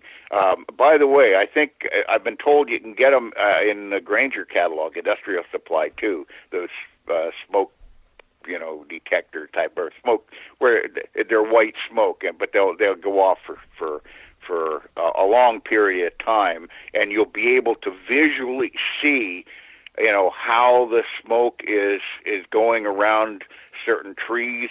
For example, if you're in hardwoods and it's a single cedar or juniper, whatever, right there, and it's going towards that tree, does it go around it? Does it go up over it? Does it go through it? That type of thing. Or you can see where there's hill, like especially in valleys. I remember one scenario there. I was in a valley, and I thought it was wide enough. It was probably, the bottom of the two ridges, it was over 100 yards wide at the bottom, and it was a creek drainage. Well, when I was on the one side, I had a perfect wind right in my face, and I had deer on the other side, snort their brains out. And I thought it was a trespasser over there, and wasn't supposed to be anybody over there. Anyway, so I ended up later, lighting a smoke bomb there, and the same wind direction. This wind was right in my face, and it would go behind me and do a big U, go up over my head and go straight across the valley, and start running up the ridge on the other side, type of thing. So. I need a sip of water here. Anyway, it would. That's what the deer were snorting at, even though the wind was indicative that I had it in my advantage. I couldn't see what it was doing without using the smoke and detect that and so forth. So again, that's just another little trick that you can use and study it and stuff. A lot of this stuff relates back to, again, common sense or physics or whatever you want to call it, that the, gravity, like we were talking about gravity. Oh, there's another one. The, like creek bottom. When I go into an area, I just said like a flat valley between two ridges type of thing. And say I've never been in that area before. I'm just going in to scout it. The first thing I normally do is I'll go down and I'll walk because there's a ridge on both sides. I'll walk the valley between them, which will have a drainage in it, and that drainage, it might have water in it, it might not have water in it, but because there is a drainage there, the whole area could be big timber, but because there is a drainage there, you'll usually, because of sedimentation rates and more moisture, you'll see bigger, older, more mature oaks right along the edge of that drainage, whether it's water in it or not. Okay, this time, like right now, this time of year when the acorns are dropping, those big mature oaks are dropping, and say the tree's right on the lip between the creek, the bottom, and the shelf above the creek. Okay, half of the acorns will drop on the shelf. It's horizontal and lay right there, and half of them will drop into the creek on the downward slope, gradually going down to the creek. All right.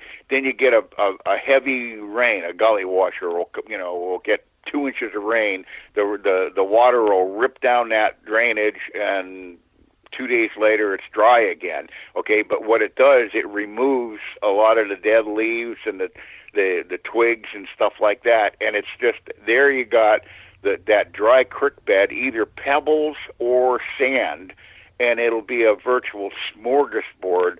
The acorns will all be washed down they'll be in little pockets, or they'll be laying in. It's like a food trough type of thing. So you think about the logistics of it. A deer will have a much easier time picking acorns up out of a dry creek bed, where they're exposed and they don't have to scrounge for them, versus having to scrounge around in 6 inches of dry cornflakes and find, oh, there's one, right. That type of thing, So, as I said, a lot of that stuff is nothing but common sense and thinking about what you're seeing and so forth. Real quick, sorry. Go ahead. Before you bounce to the next topic, I want to jump in here, Dan. I know you had a couple things you wanted to try to clarify with Barry, maybe. Mm-hmm. Yeah. When you approach a new property, or let's say it's the first time you're going in to either hunt it or scout it, do you have a terrain feature that you're kind of drawn to as maybe a favorite location to hunt out of? Yeah, like where do you start? Yeah, well, again, I pretty much what I just said. In other words, a terrain feature, I'll go to the creek bottoms and I'll walk those creek bottoms knowing that that deer are going to be traveling from the ridge on, say the creek runs north-south, and you got a ridge on the east side and a ridge on the west side type of thing. Deer are going to be going back and forth from the east ridge to the west ridge, and et cetera. But if you walk in that dry creek area for, I don't know, 500, 600 yards, you'll, depending on the density and where it is, et cetera, but you'll find areas where there's, because of the land, the terrain structure, there'll be certain spots that it's easier, major crossings and stuff, where the deer will go across the creek there. All right, so I'll find those 3 or 4 spots. All right, mark them off. Then I'll go and I'll take each one of those and go up on the ridge on either side. All right, or both sides, I should say, so that you're following up, etc. And then when you get up there, you'll find it's not perfectly at a 45, meaning it'll go up and there'll be a shelf, and then it'll go up again and it'll be another shelf, and erosion has caused that and so forth. And then you'll also notice tributaries where you'll get there's no water in them. They're on the side of the hill, and there probably won't be any water unless there's a spring there, but there'll be a little dry wash going down to the creek bottom and stuff. You follow those dry washes at the top, and you'll get up there, I don't know, 3/4 of the way or whatever, and all of a sudden there'll be what I refer to as a header, meaning deer that are going north and south parallel to the creek bottom will go at where the tributary comes out of the side of the hill.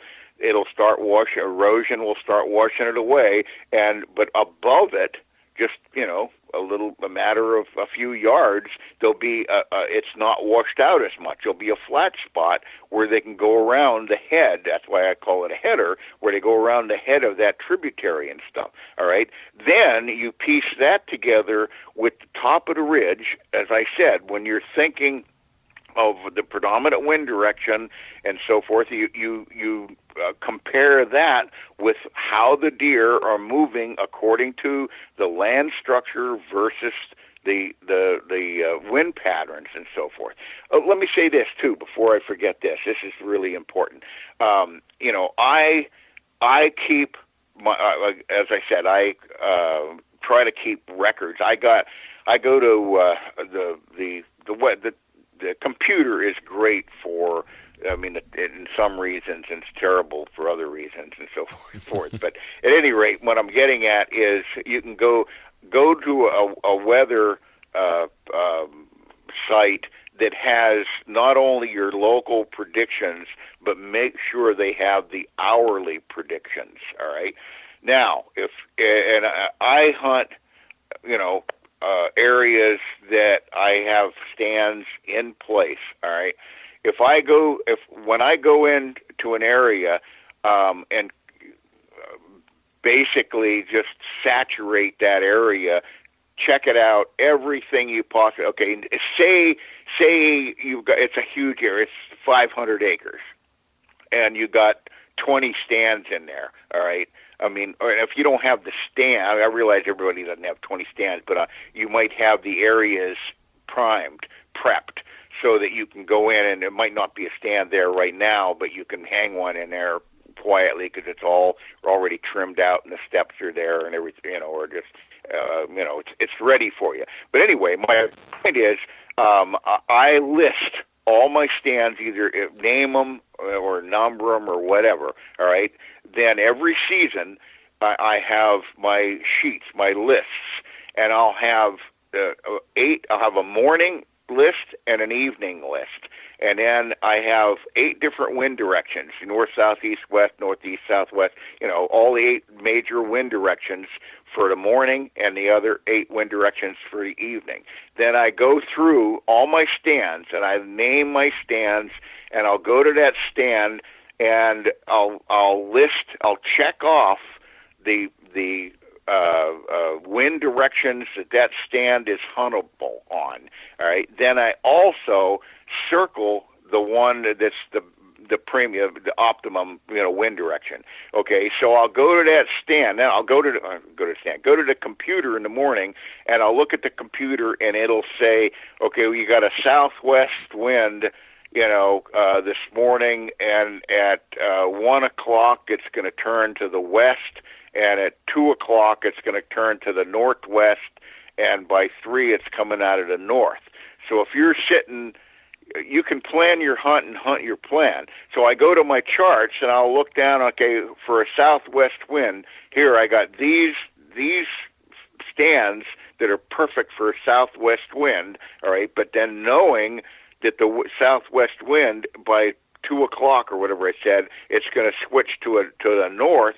Here's the list of the north winds on the chart that I can hunt, for the evening hunt and stuff. And then I will plan. I'll look at those, whatever, half dozen or whatever it may be, potential good stands, and I'll say to myself, okay, let me think. I haven't sat this one for over a week, and my buddy or my neighbor, he sat that one the day before yesterday. Okay, this one, we haven't sat this one for 2 weeks.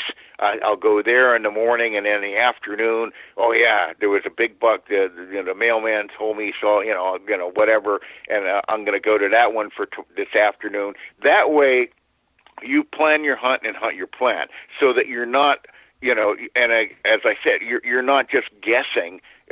Yes, once in a while let me say this too. When I lived in Montana, I lived west of the Continental Divide, and it was terrible. I mean, no offense to the guys out there, but they had a hard time because the half of the weather came out of the Pacific Northwest and half of it came down out of the Canadian Rockies, and it would hit the Continental Divide, and it was going all different directions. You couldn't depend on it. Whereas in the Midwest, they are excellent. I mean, they're absolutely outstanding. Where they'll say, oh, the wind is going to change at 9 o'clock in the morning, and sure as anything, at 9:02 it shifts, and you how'd they know that stuff, But anyway, like I say, planning and stuff. I got carried away again. No, you're good. I'm trying to figure out where I want to go from here, though, because we've covered such a wide breadth of topics. But I think let's do this. Great. You mentioned we covered everything from terrain to then wind to then how do we start. Where do you start your scouting process when you're looking at wind? So we've talked kind of a lot about different stand sites. Really, what it came down to is how to look for those stand sites and the things to consider when you're in a stand site. But tell me this. How does all this, if at all, change from, as you move through October into November and then into the late season? Does this at all change, or are there any specific other things that you're looking at as we move through the season? Oh, absolutely. And same thing. I'm fanatical about this. So, I mean, I've got multiple stands where I hunt, and some of them I won't. I got stands that I haven't sat for 3 years. And the reason I haven't sat them, it wasn't really right. They're only set up for certain specific reasoning. In other words, I got stands that are morning stands, stands that are afternoon stands, stands that are observation stands, stands that when there's foliage on the trees, stands in late season when it's bare trees, stands that are again, where there's any kind of variation, movement patterns, or when the acorns are out and then or out when they're dropping versus not, etc. So I like to have many options, and guys laugh about how many stands I have out, but that's why I do it. And as I said earlier, one of the secrets is entrance exit. If I mentioned earlier, hunting undisturbed deer, and I'll use this as another example. I don't know if you guys have ever hunted bear before, but if you've ever hunted bear over a bear bait, when you get multiple bear coming into a bear bait because of the dominant subordinate type of, they'll multiple bear will actually sneak in to the bait, and they use where they place their pads approaching the bait. They'll have specific right foot, left foot, right. They'll have pad marks, where they'll place their pad in order to sneak in to the bait and not get into a confrontation with the bad boy. But anyway, my point is, I do the same thing with my stand sites. Not all of them, but for example, if I'm on a ridge, all right, that I'm near the top of the ridge, and then there's a valley across from me, and then another ridge on the other side, all right? And say you're looking south. So the predominant wind direction, knowing that the wind is coming from the south, all right, I'll come in from the north. Okay, when I come in from the north, all right, I keep down over the crest of the hill, so I'm out of sight and out of mind and have the wind to my advantage. But in order to get into the stand, I got to come up over top of the crest of the hill, and any bucks or deer, for that matter, that are bedded 150 yards away across the valley up on that other ridge, and this is like an afternoon situation where it's already light out, obviously, but that, in other words, they're laying there with the southwest wind at their backs looking my direction, and if I have to walk 25, 30 yards in 6 inches of cornflakes, they're going to hear me and then see me, and they'll blow out of there and the tail's flagging, and they'll totally disturb the area type of thing. So I go in normally. I wait till after, and I do it on a day, or try to do it on days where it's poor hunting type of thing, meaning it might be real windy or rainy or whatever.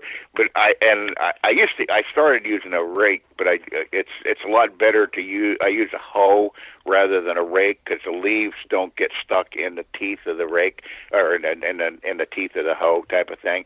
But I'll go in from over the crest, and for that, and I only do it for like 25, depending on where the stand is, 25 to 50 yards. I hardly ever do it more than maybe 50 yards, but I'll come over the crest and I'll rake bare spots right down to the earth, so it's dirt, right foot, left foot, right foot, left foot, all the way into the ladder, and then shinny up or climb up into the stand and stuff.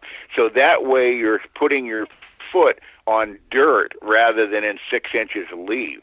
And I have absolutely done that, multiple times where I'd do that. I'd climb into the stand, haul up my bow, and I'm sitting there 15 minutes later, and I'll see an ear flick, and I'll look over, and there's a big buck bedded there, and there's absolutely no way I would have got in there, without raking those spots out. In other words, the secret entrance, exit type of thing, And as I said, there's little things like that I I thought everybody did that, but apparently not, I tell guys about it, and, there's a big, run on hose down at, Menards. Yeah. I've heard you refer to this kind of level of attention to, you referred to as detailing a stand site. Sounds like you go through you look at a number of small tweaks or small details when you're setting up a specific spot. Could you explain for us some of the other things that you think about or do when you're detailing a specific stand site? I'm going to do better than that eventually. As I said, I run these boot camps, and I think I wasn't going to do any more, but I think I'm going to do 2 this next year type of thing, which I close them down at 15 guys, so I'm only going to take a total of 30 guys. But my point is that's very advantageous, but I'm getting up, in years, and they're physically demanding on me. So, and by the way, I don't even know if you guys know about this or not, but I'm just finishing up a tremendous video that not for. I mean, I'm supposedly the guy that shot the first 2 deer on production video with a bow. You Wow. know, when I probably was, in the early 1980s. But now there's tens of thousands of them out there. But anyway, my point is, what a lot of guys don't know is I used to film my own personal hunts right since high school. I mean, and class of '62 rules. I mean, I had over 700 hours of footage. Now I lost. Now think about that. A 40-hour work week. You're talking That's a lot. watching for 9 to 5 every day for 4 or 5 months or whatever it is. But anyway, my point is, I got it all edited down to 8 hours, and now I'm editing them down. So I've got literally over 50 years of footage that I'm bringing out, and it's going to be like a book form, where I have, different chapters and stuff. And there's going to be chapters on, like passed up bucks and walk-ups and actual kills. Wow. And educational techniques and rare footage. And in fact, I got footage, guys are going to croak on this one, but it's absolutely a world record wild typical whitetail. And again, I've showed the footage to a dozen official measures, and everybody thinks it takes a heck of a buck to measure 200 inches typical. This one, everybody agrees it's over 220. So typical. But anyway, I got nostalgic footage from the 60s and 70s, and then chapters on bear hunting and bow fishing and hogs and javelina, and just one real short chapter on misses. But Yeah. Anyway, I'm bringing that out, right, and it's like 90% done now. And it's going to be called the Crooked Hat Chronicles, which is because I wear the hat crooked all the time for many years. But anyway, my point is that in relation, everybody is hungry for the hunting techniques and strategy and stuff like that. And I decided there's a lot of this stuff I need to put on film. And again, it's not as good as being there, but at least it will get guys thinking. And I'll go into an area, and just like you said, and how do you detail it and so forth, and I'll explain. All right, this is why I picked this area, and this tree might not look as good as this one, but this one is going to be a better strategic tree to use. I would rather have a decent tree in a great spot than a great tree in a decent spot type of thing. So I'll pick and I'll say, okay, this is the tree I've decided on, and this I prefer my shots. I'm a better shot at 15 yards and than I am at 25 yards.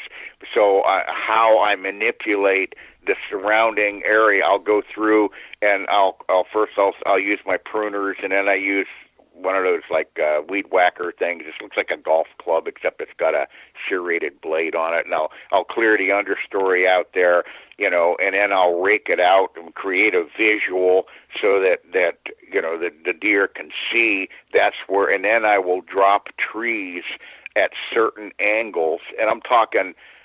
Obviously, this is I get permission. This isn't private property where you just don't do all this stuff without getting permission or anything. But my point is, I'll drop trees at certain angles that will nudge a deer, and the canopy, the top of the tree has to go at a certain angle so that the deer gets a visual as it's coming along the trail, and it'll shift from 25 yards to 15, so your shot's going to be 15 yards away, and then I'll,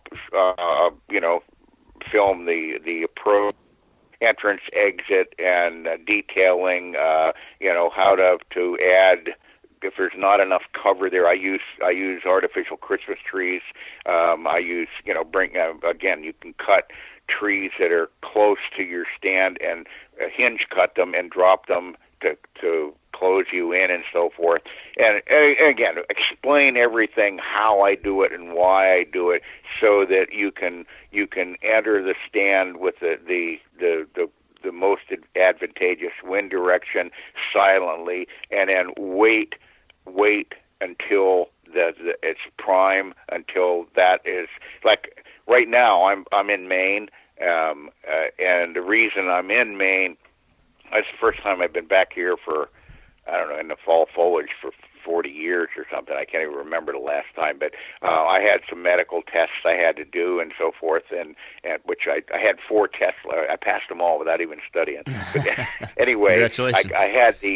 I had the tests and everything was cool, but I thought the main reason I decided was to come. It would be less tempting for me to go into some of my areas, and I'll try to keep out of my prime areas until everything is prime, which is usually the 3rd week in October, and then about the 20th, 25th of October, you'll have some cooler weather and maybe some frosts, and again, depending on where you are in the country and so forth, and the deer will start to move better, and in other words, I'm of the belief that if you hunt an area for the entire month of October,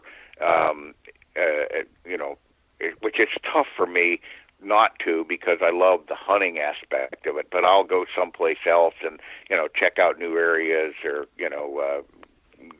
keep my prime areas till everything is prime, and then you'll see, because they're undisturbed, you'll see a lot more activity with mature. You're dealing with older, mature animals, and they're not going to tolerate that disturbance time after time after time during before things get prime and stuff. I mean, you'll bump them out of there. So you mentioned it's just smart hunting.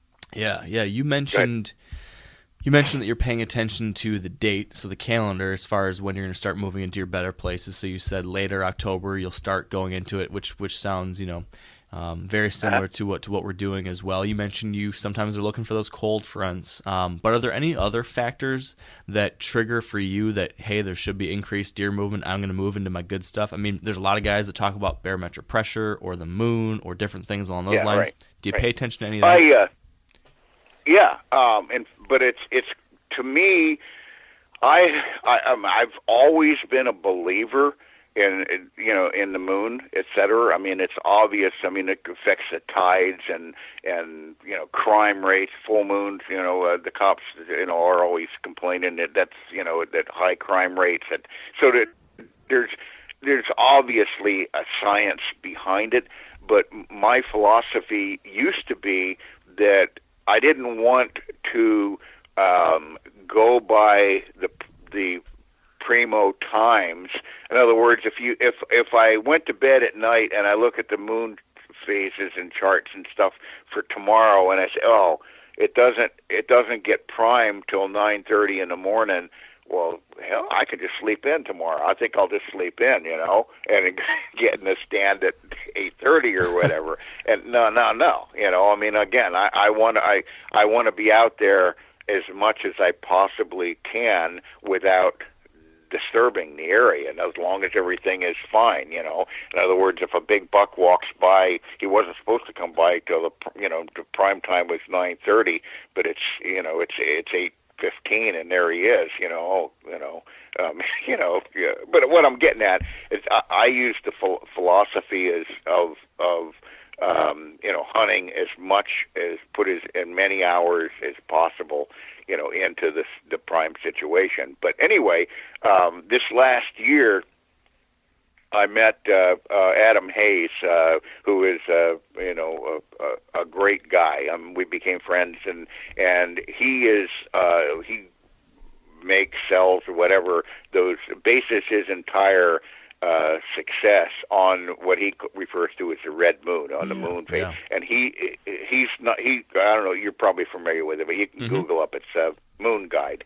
But anyway, the man has killed 10 Boone and Crockett bucks, with a bow, and that's his main, mode of hunting, is within the position of the moon, not necessarily the moon phase. And again, he's pretty much convinced me that and I knew there was something going on there, but as I said, I'm looking forward to trying that this year. I'm just going to keep whatever you want to say, notes or keep records on what I'm seeing at the times that I'm supposed to be seeing it and stuff like that. But as I said, I just don't want to become dependent on only hunting when it's supposed to be prime. I hunt. In fact, it's pretty embarrassing how much I hunt. I mean, It's a good problem to have. In fact, the state of Iowa, I don't know, did they ever send you guys that it was a Trappers Association where you're supposed to list how many hours you were in a tree stand and how many bucks, does, fawns, coons and skunks and possums, everything you saw, and anyway, they sent that to me for, I don't know, 5 or 6 years, and I kept, great records on it and stuff, but at the end of the season, I don't know if they might not have even believed me, but anyway, I average over 300 hours in a tree stand. Wow. And that, again, I don't gun hunt. This was just between October 1st and like December 1st. So basically 2 months. I averaged over 300 hours in a tree stand in October and November. So that tells you something, Yeah, but, you must have been a very helpful citizen scientist for them. Yeah, right. So I want But to. anyway. Yeah, go ahead, Anyway, Dan. go ahead. I want to change up the flow of this just 1 second here. You've kind of hunted all over the place. Do you have a favorite state or favorite area of a state that you always, I guess, not necessarily go back to, but maybe go back to in your mind and say, hey, man, I really loved hunting there? Yeah, but as I said earlier, everything's in the timing. Right now, I live in, if where I want to be more than anywhere. I absolutely, that's why I live there type of thing. But I could look back at the old days, and it's not always just about the hunting. It's a lot of times it's the camaraderie and the camp or the situation or there's things like that like when I lived in Montana, I used to, in the late season with January, basically, I don't know, it's for years. I remember 10, 12 years in a row, I used to go to Alabama. One year I hunted Alabama, Mississippi, Georgia. I can't remember. It seemed like it was 4 or 5 of them. But anyway, my point is, when I go down in the south and hunt, there was the palmettos and, Spanish moss. It was totally, it was whitetails, but it was totally different, and Texas or, versus Montana versus the Midwest and stuff. Each one had something that was different, and I really enjoyed the diversity of the terrain and stuff like that. And yeah, you're probably not going to shoot as big a buck in Alabama as you're going to shoot maybe in Montana, but in the same respect, it was a lot of fun, especially if if you had friends and 2 or 3 buddies would fly in and let's go here for a week and plus the peak of the rut and in the south, a lot of the like in Texas it's in December, and Alabama it was the 3rd week in January. They were running around crazy. Bucks, chasing does and grunting and making scrapes, and it's a peak of the rut, and it's the 3rd week in January type of thing, But anyway, as I said, as far as favorite places, there are a few places that used to be good but aren't anymore, and there's other places that are still good, but they've changed. It blows me away how much. I'm 73 now, and I go back to places that I hunted when I was a kid. A teenager type of thing, and there's one place when we lived back in Vermont. We had a farm in Upper New York State that we used to go to all the time, and I went back there a few years ago, and this was a cultivated alfalfa field where the farmer used to, cut the alfalfa and would buck the bales and throw them up on the wagon and all this stuff. And now that alfalfa field, they let the farmer died and, let it go back. I mean, it hasn't been cultivated alfalfa for, I don't even know, 60 years, and it's timber. I mean, it's what used to be a field is now timber, type of thing. And as I said, it's unbelievable. My biggest buck I killed in Montana in 1976. And there used to be a logging road there. I was just talking to somebody about this the other day. There used to be a logging road there, and I was actually jogging. I showed you how long ago. I don't jog that much anymore. But I was jogging. I was running down this skid road, and I ran right into the buck. And he was standing in it was a recently planted clear cut with little, the little softwoods that they'd planted were probably 2-3 feet tall. And I saw him, and I stopped, and I backed right out, and I went back, and eventually I killed him and stuff. But anyway, a couple of years ago, I went back there, and we hear what happened. Well, couple things. The road that I was running in or on, they brought a dozer in or something, put a giant boulder, a boulder the size of a Volkswagen, set it in the middle of the road, and then so nobody could get through there. And then the trees that were 2 and 3 feet tall are now 50, 60 feet tall, and the road completely regenerated, and, saplings, the road's not even there anymore, so I went in, I thought I was just going to go into the tree I killed that buck out of, and, for sentimental, or, just for just to see it again type of thing, and I couldn't even find it. It was, it had changed so drastically type of thing. So, as I said, yeah, there's a lot of things that you would like to go back, but unfortunately that's why I tell guys, they need to I used to keep logs, I'd write everything down and, like a diary type of thing, and they were great. But I did that for decades, and I lost one in a flood and one in a fire. And anyway, my point is that nowadays with the technology, what I wouldn't love, to have, I would love to have videos or, films or whatever of my dad sitting down telling me stories, or even better, okay, here's that bear I shot in New York in 1953, or whatever type of thing. So again, for our families, for posterity, record some of this stuff. At the end of the season, sit down and set up a camera, and it feels funny talking to yourself, but think about how much your family's going to appreciate and enjoy this. It's like this footage I'm putting together, that from it's over 50 years of footage and so forth, and a lot of it's poor quality compared to the great stuff that they make these days, but it wasn't meant for production, but it's still neat to look, I got, footage of me when I had a full head of hair and weighed 138 pounds, and that's awesome. So, anyway, go ahead. I was just going to say, speaking of kind of memory lane and looking back at some of those great memories, I recently read a couple of your stories of special memories back in the last couple decades about your hunts for a specific buck. I read a story about your hunt for a buck named Hurley that you ended up killing, and I heard a story of your brother's hunt for a buck. I think both of you guys were hunting this buck named Woody. So it sounds like you've had some experience targeting these specific bucks. I was just curious if you could walk us through how you go about learning and hunting one specific deer, because that's, selfishly, that's something I'm doing this year, and I'm looking for any advice I can get to have more success with that.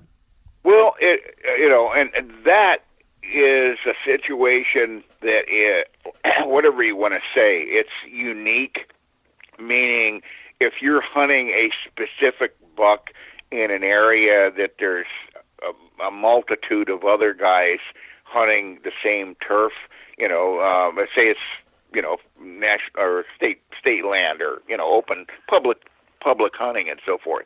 You don't know you have no control over who's in there, et cetera, and if he's being disturbed. So that some of that is really tough type of thing. But when I develop a relationship with a specific animal, it's basically means more to me. I normally, will pick an animal out and say, okay, this one's 2.5 years old, but he's got great potential, and I try not to shoot a deer unless and I get a kick out of the guys on television saying, oh yeah, he's fully mature, he's mature, he's 3.5. Well, he's not. I don't even consider 4.5 fully mature. I don't think a deer is fully mature till he's 5.5. All right, so I'll pick, for example, a buck that lives behind my house, and I'll say, okay, that one is 2.5. I remember last year I saw him, and he, was a 3x3 or whatever, at 1.5 years.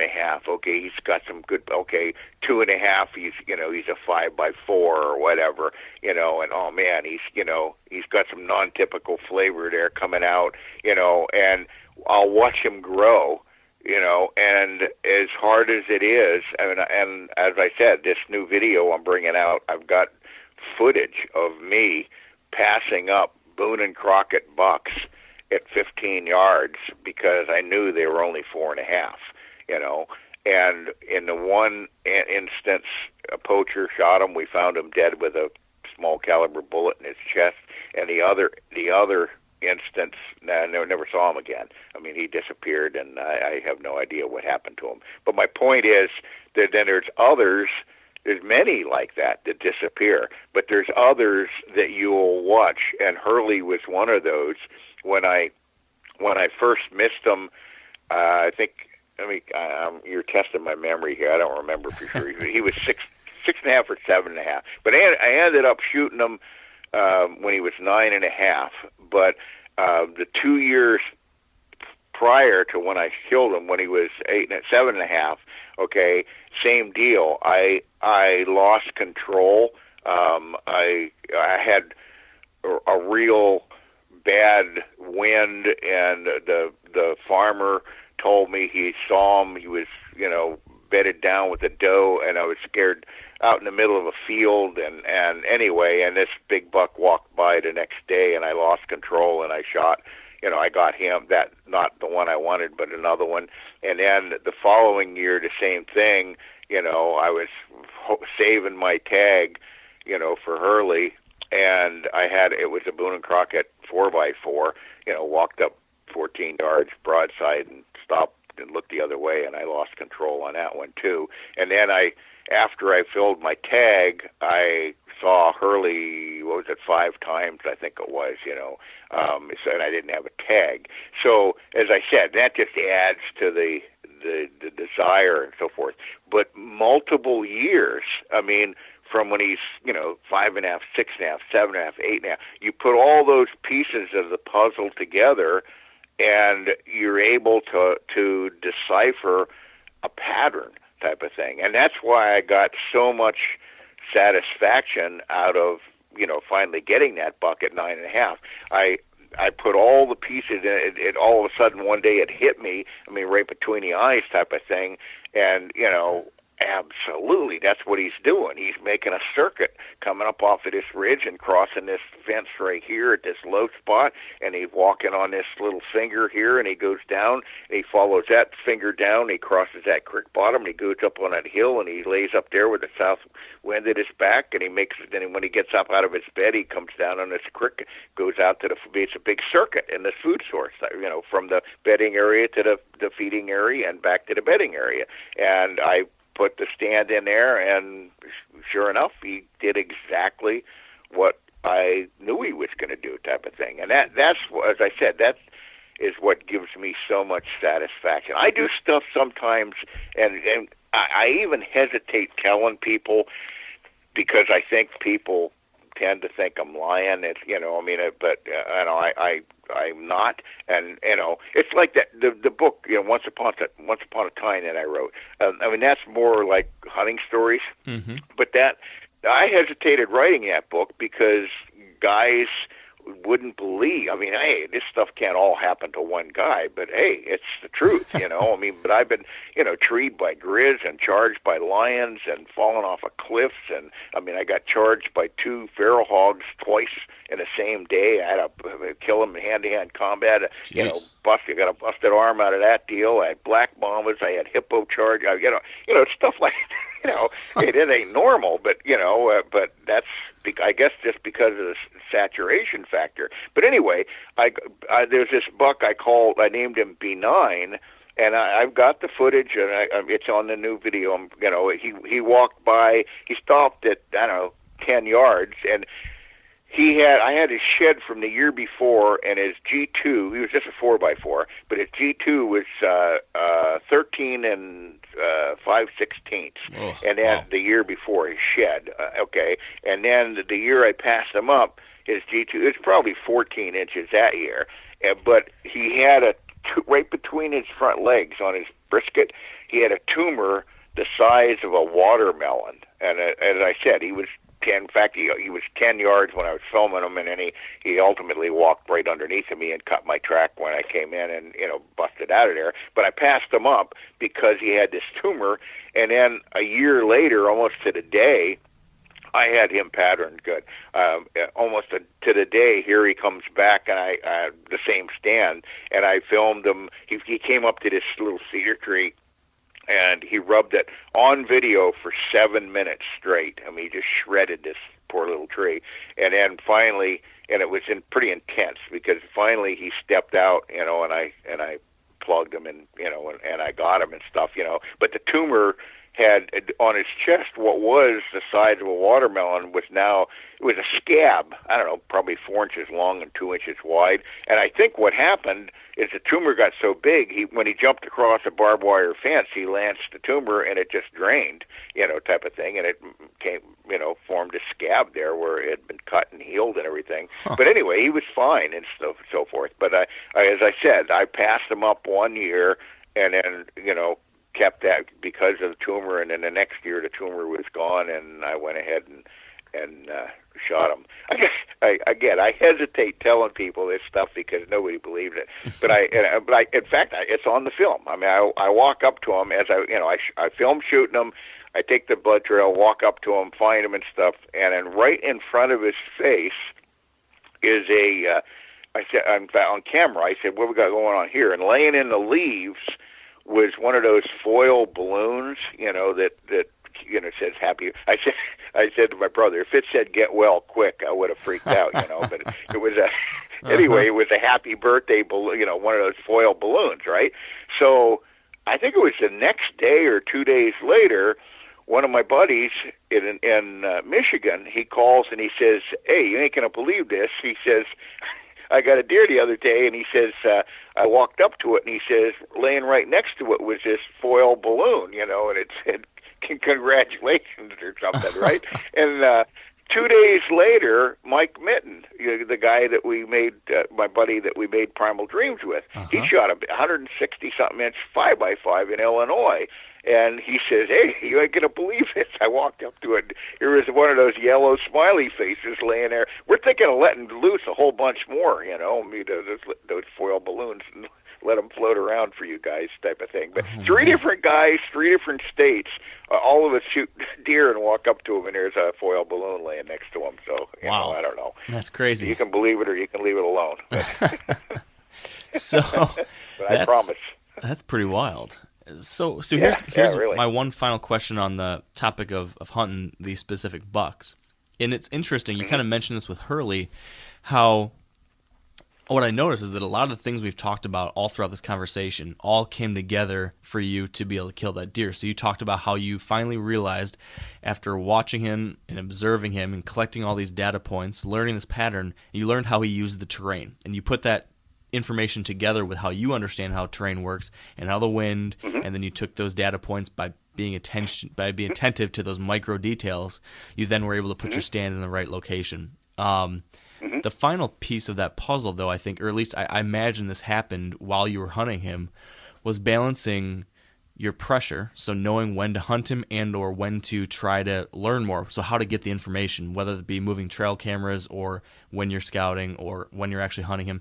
How do you balance getting that information and or hunting with the fact that you don't want to go in there so much to spook that buck? Because when you're hunting only one deer, if you spook that one deer, your hunt, your season, your goal is done. So how do you balance that? Yeah, a lot of times it's nothing but a gamble. I've said, as I said, I try to set up the situation so that I can surprise him, or ambush him, and he doesn't have a clue. And let me say this: that as far as like deer, in other words, guys will say, and I'm of the opinion this is true. And I hardly ever do it. But if you hunt a stand on Monday, it'll be, say it's good, and then Tuesday it's not. Say Monday's great, Tuesday's good, Wednesday's almost fair. All right, but it's going to get worse each time.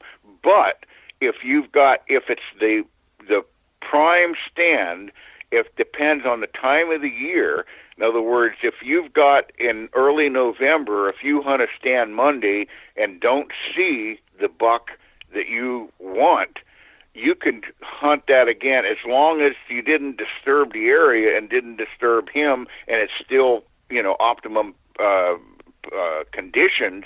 You can hunt that same stand 2 or even 3 days in a row, because the deer you're after on Tuesday, Monday, he was 2 miles away, on another ridge or another farm or whatever. So he doesn't know that. But if it's a smaller area and you're saturated, and you're going to spook him and so forth. But as I said, it kind of depends on the situation. And Hurley was an example of that, because I knew I saw him go through. There was a little hole in his fence, and I thought, but there was not a good tree there. So I went in and I put this stand up. After the third time, I saw him go through that area type of thing. So I knew it was in his pattern type of thing. All right. I went in and I put the stand up, and I set everything up, and there was same thing. It's hard to explain. But there was an area where I dropped a tree. It was a dead tree on the ground. I didn't actually cut it down, but it was a dead tree on the ground, and I drug it over and laid it at an angle to shift him over toward a little bit closer towards me, type of thing. And that next day after I set it, I needed a southwest wind. A southwest wind that was predicted for that day. And as I said, don't hold me to the facts. I can't remember for sure, but if I remember right, it was like 34 degrees. It was the last day of October, and it was 34 degrees. All right, I snuck into that stand, climbed it before light, and I sat it all day. And I can't remember. It was seemed like I saw 35 deer, and 7 of them were racked bucks, all right? But I did not see Hurley, all right?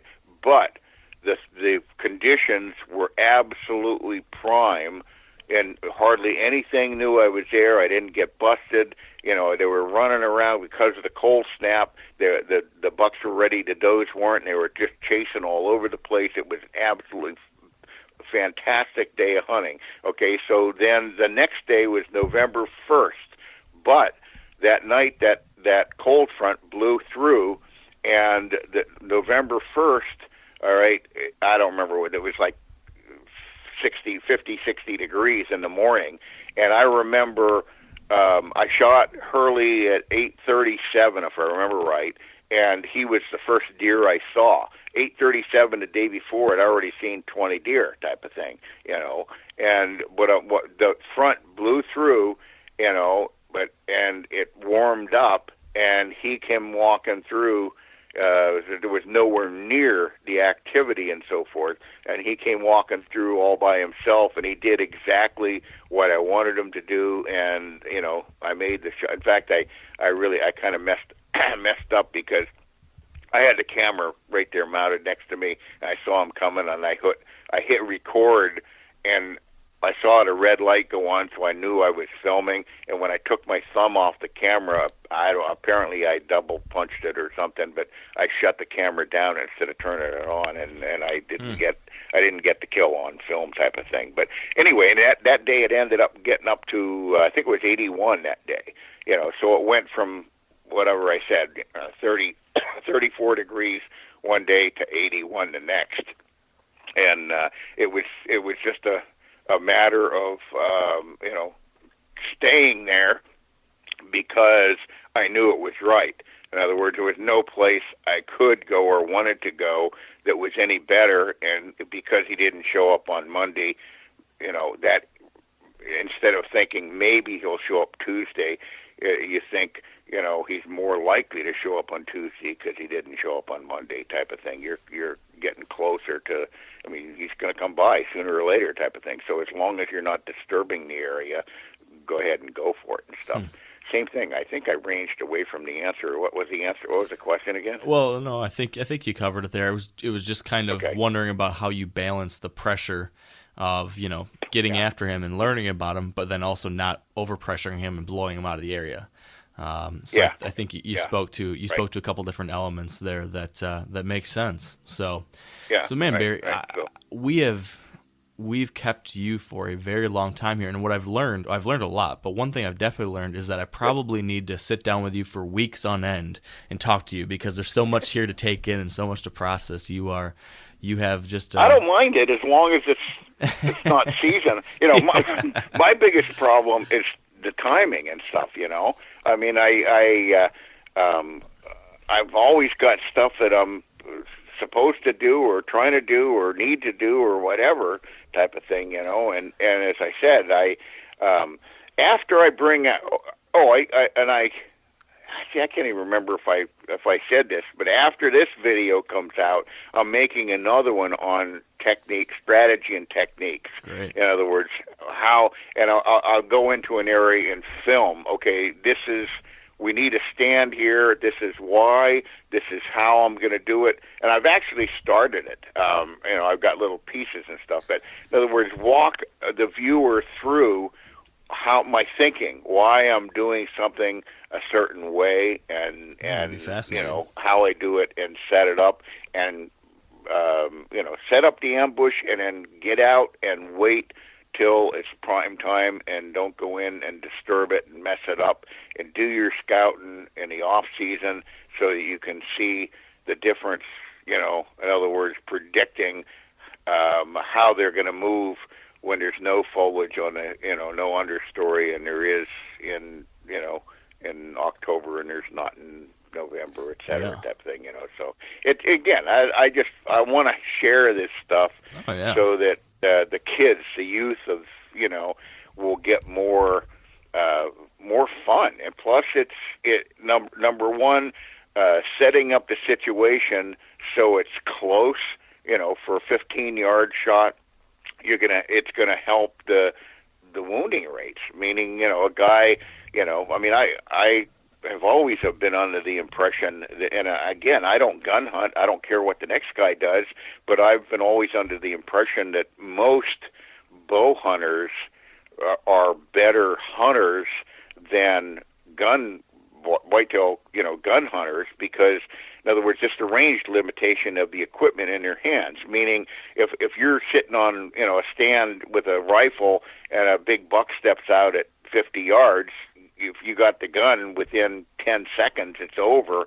Whereas if you're bow hunting, because of the limited range on your weapon, you're at 50 yards, you might not even get shot. And because of that, you are learning, you're watching this social activity between the deer, and how they're chasing, and he went over and he rubbed that tree and made that scrape, and now he's doing this, and you learn and watch the patterns and so forth. So it's part of the fun of it and stuff, So I just hope you say to these kids,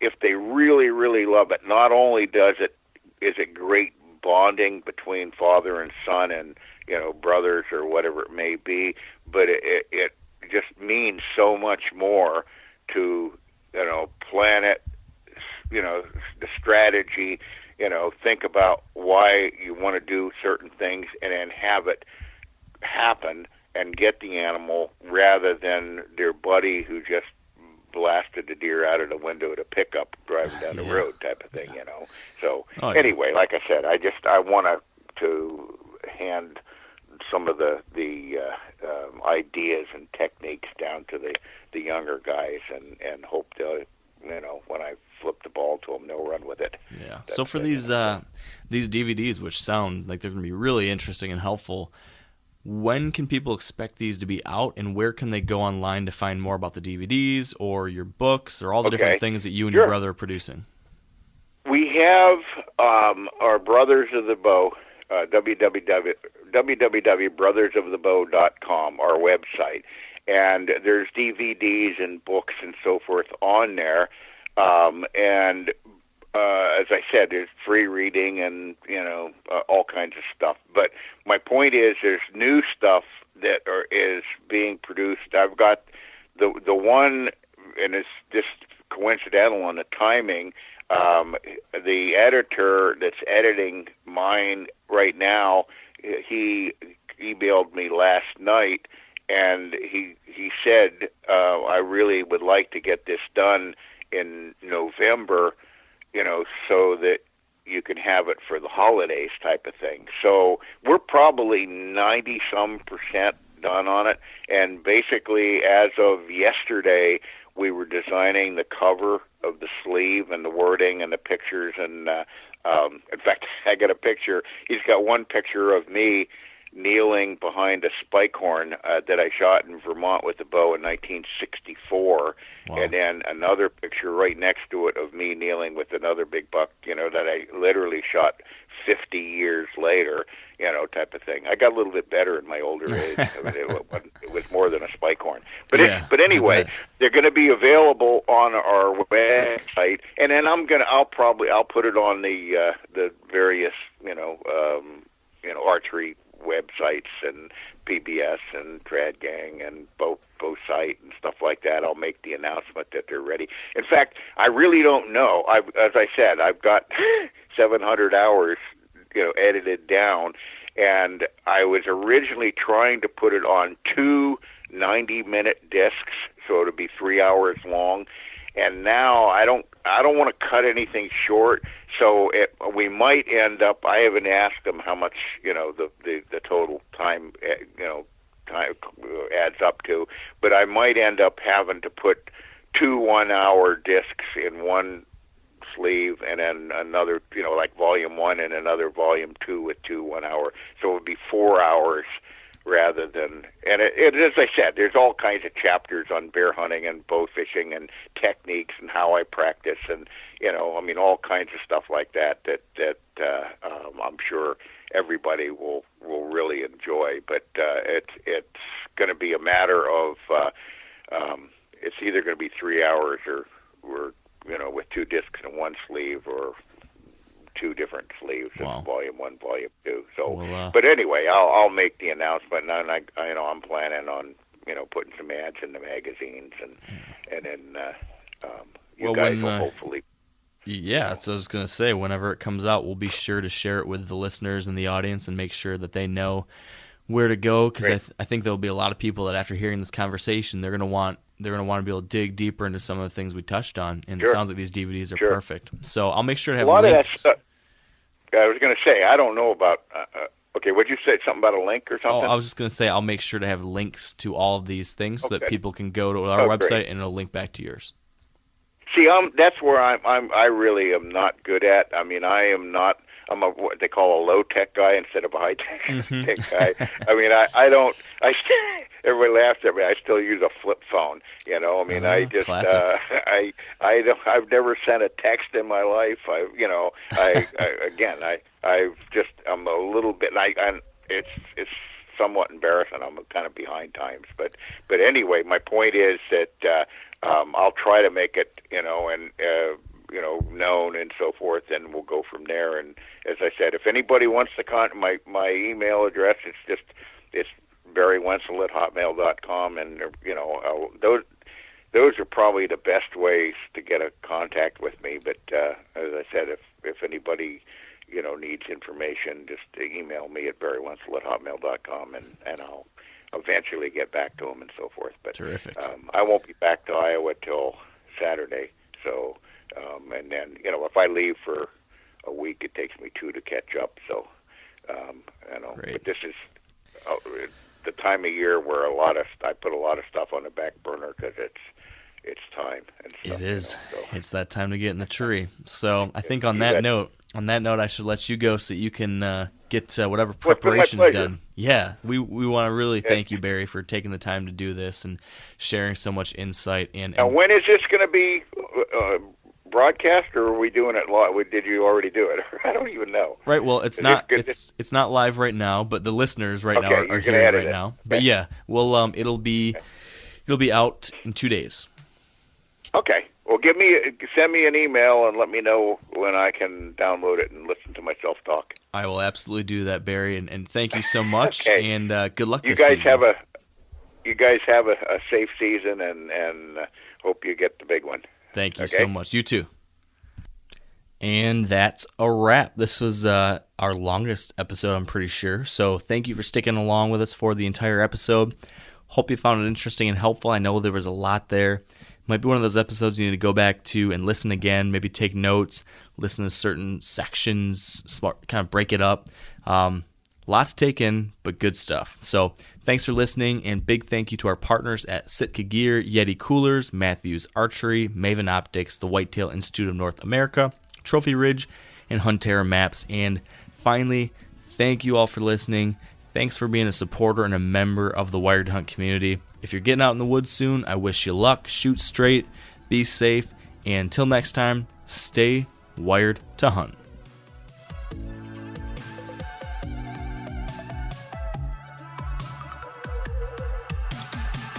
I'm sure a lot of you guys remember the old ceremonial hunting tradition of eating the heart out of the first animal you kill. Meat from those organs are among the most nutrient-rich foods on the planet.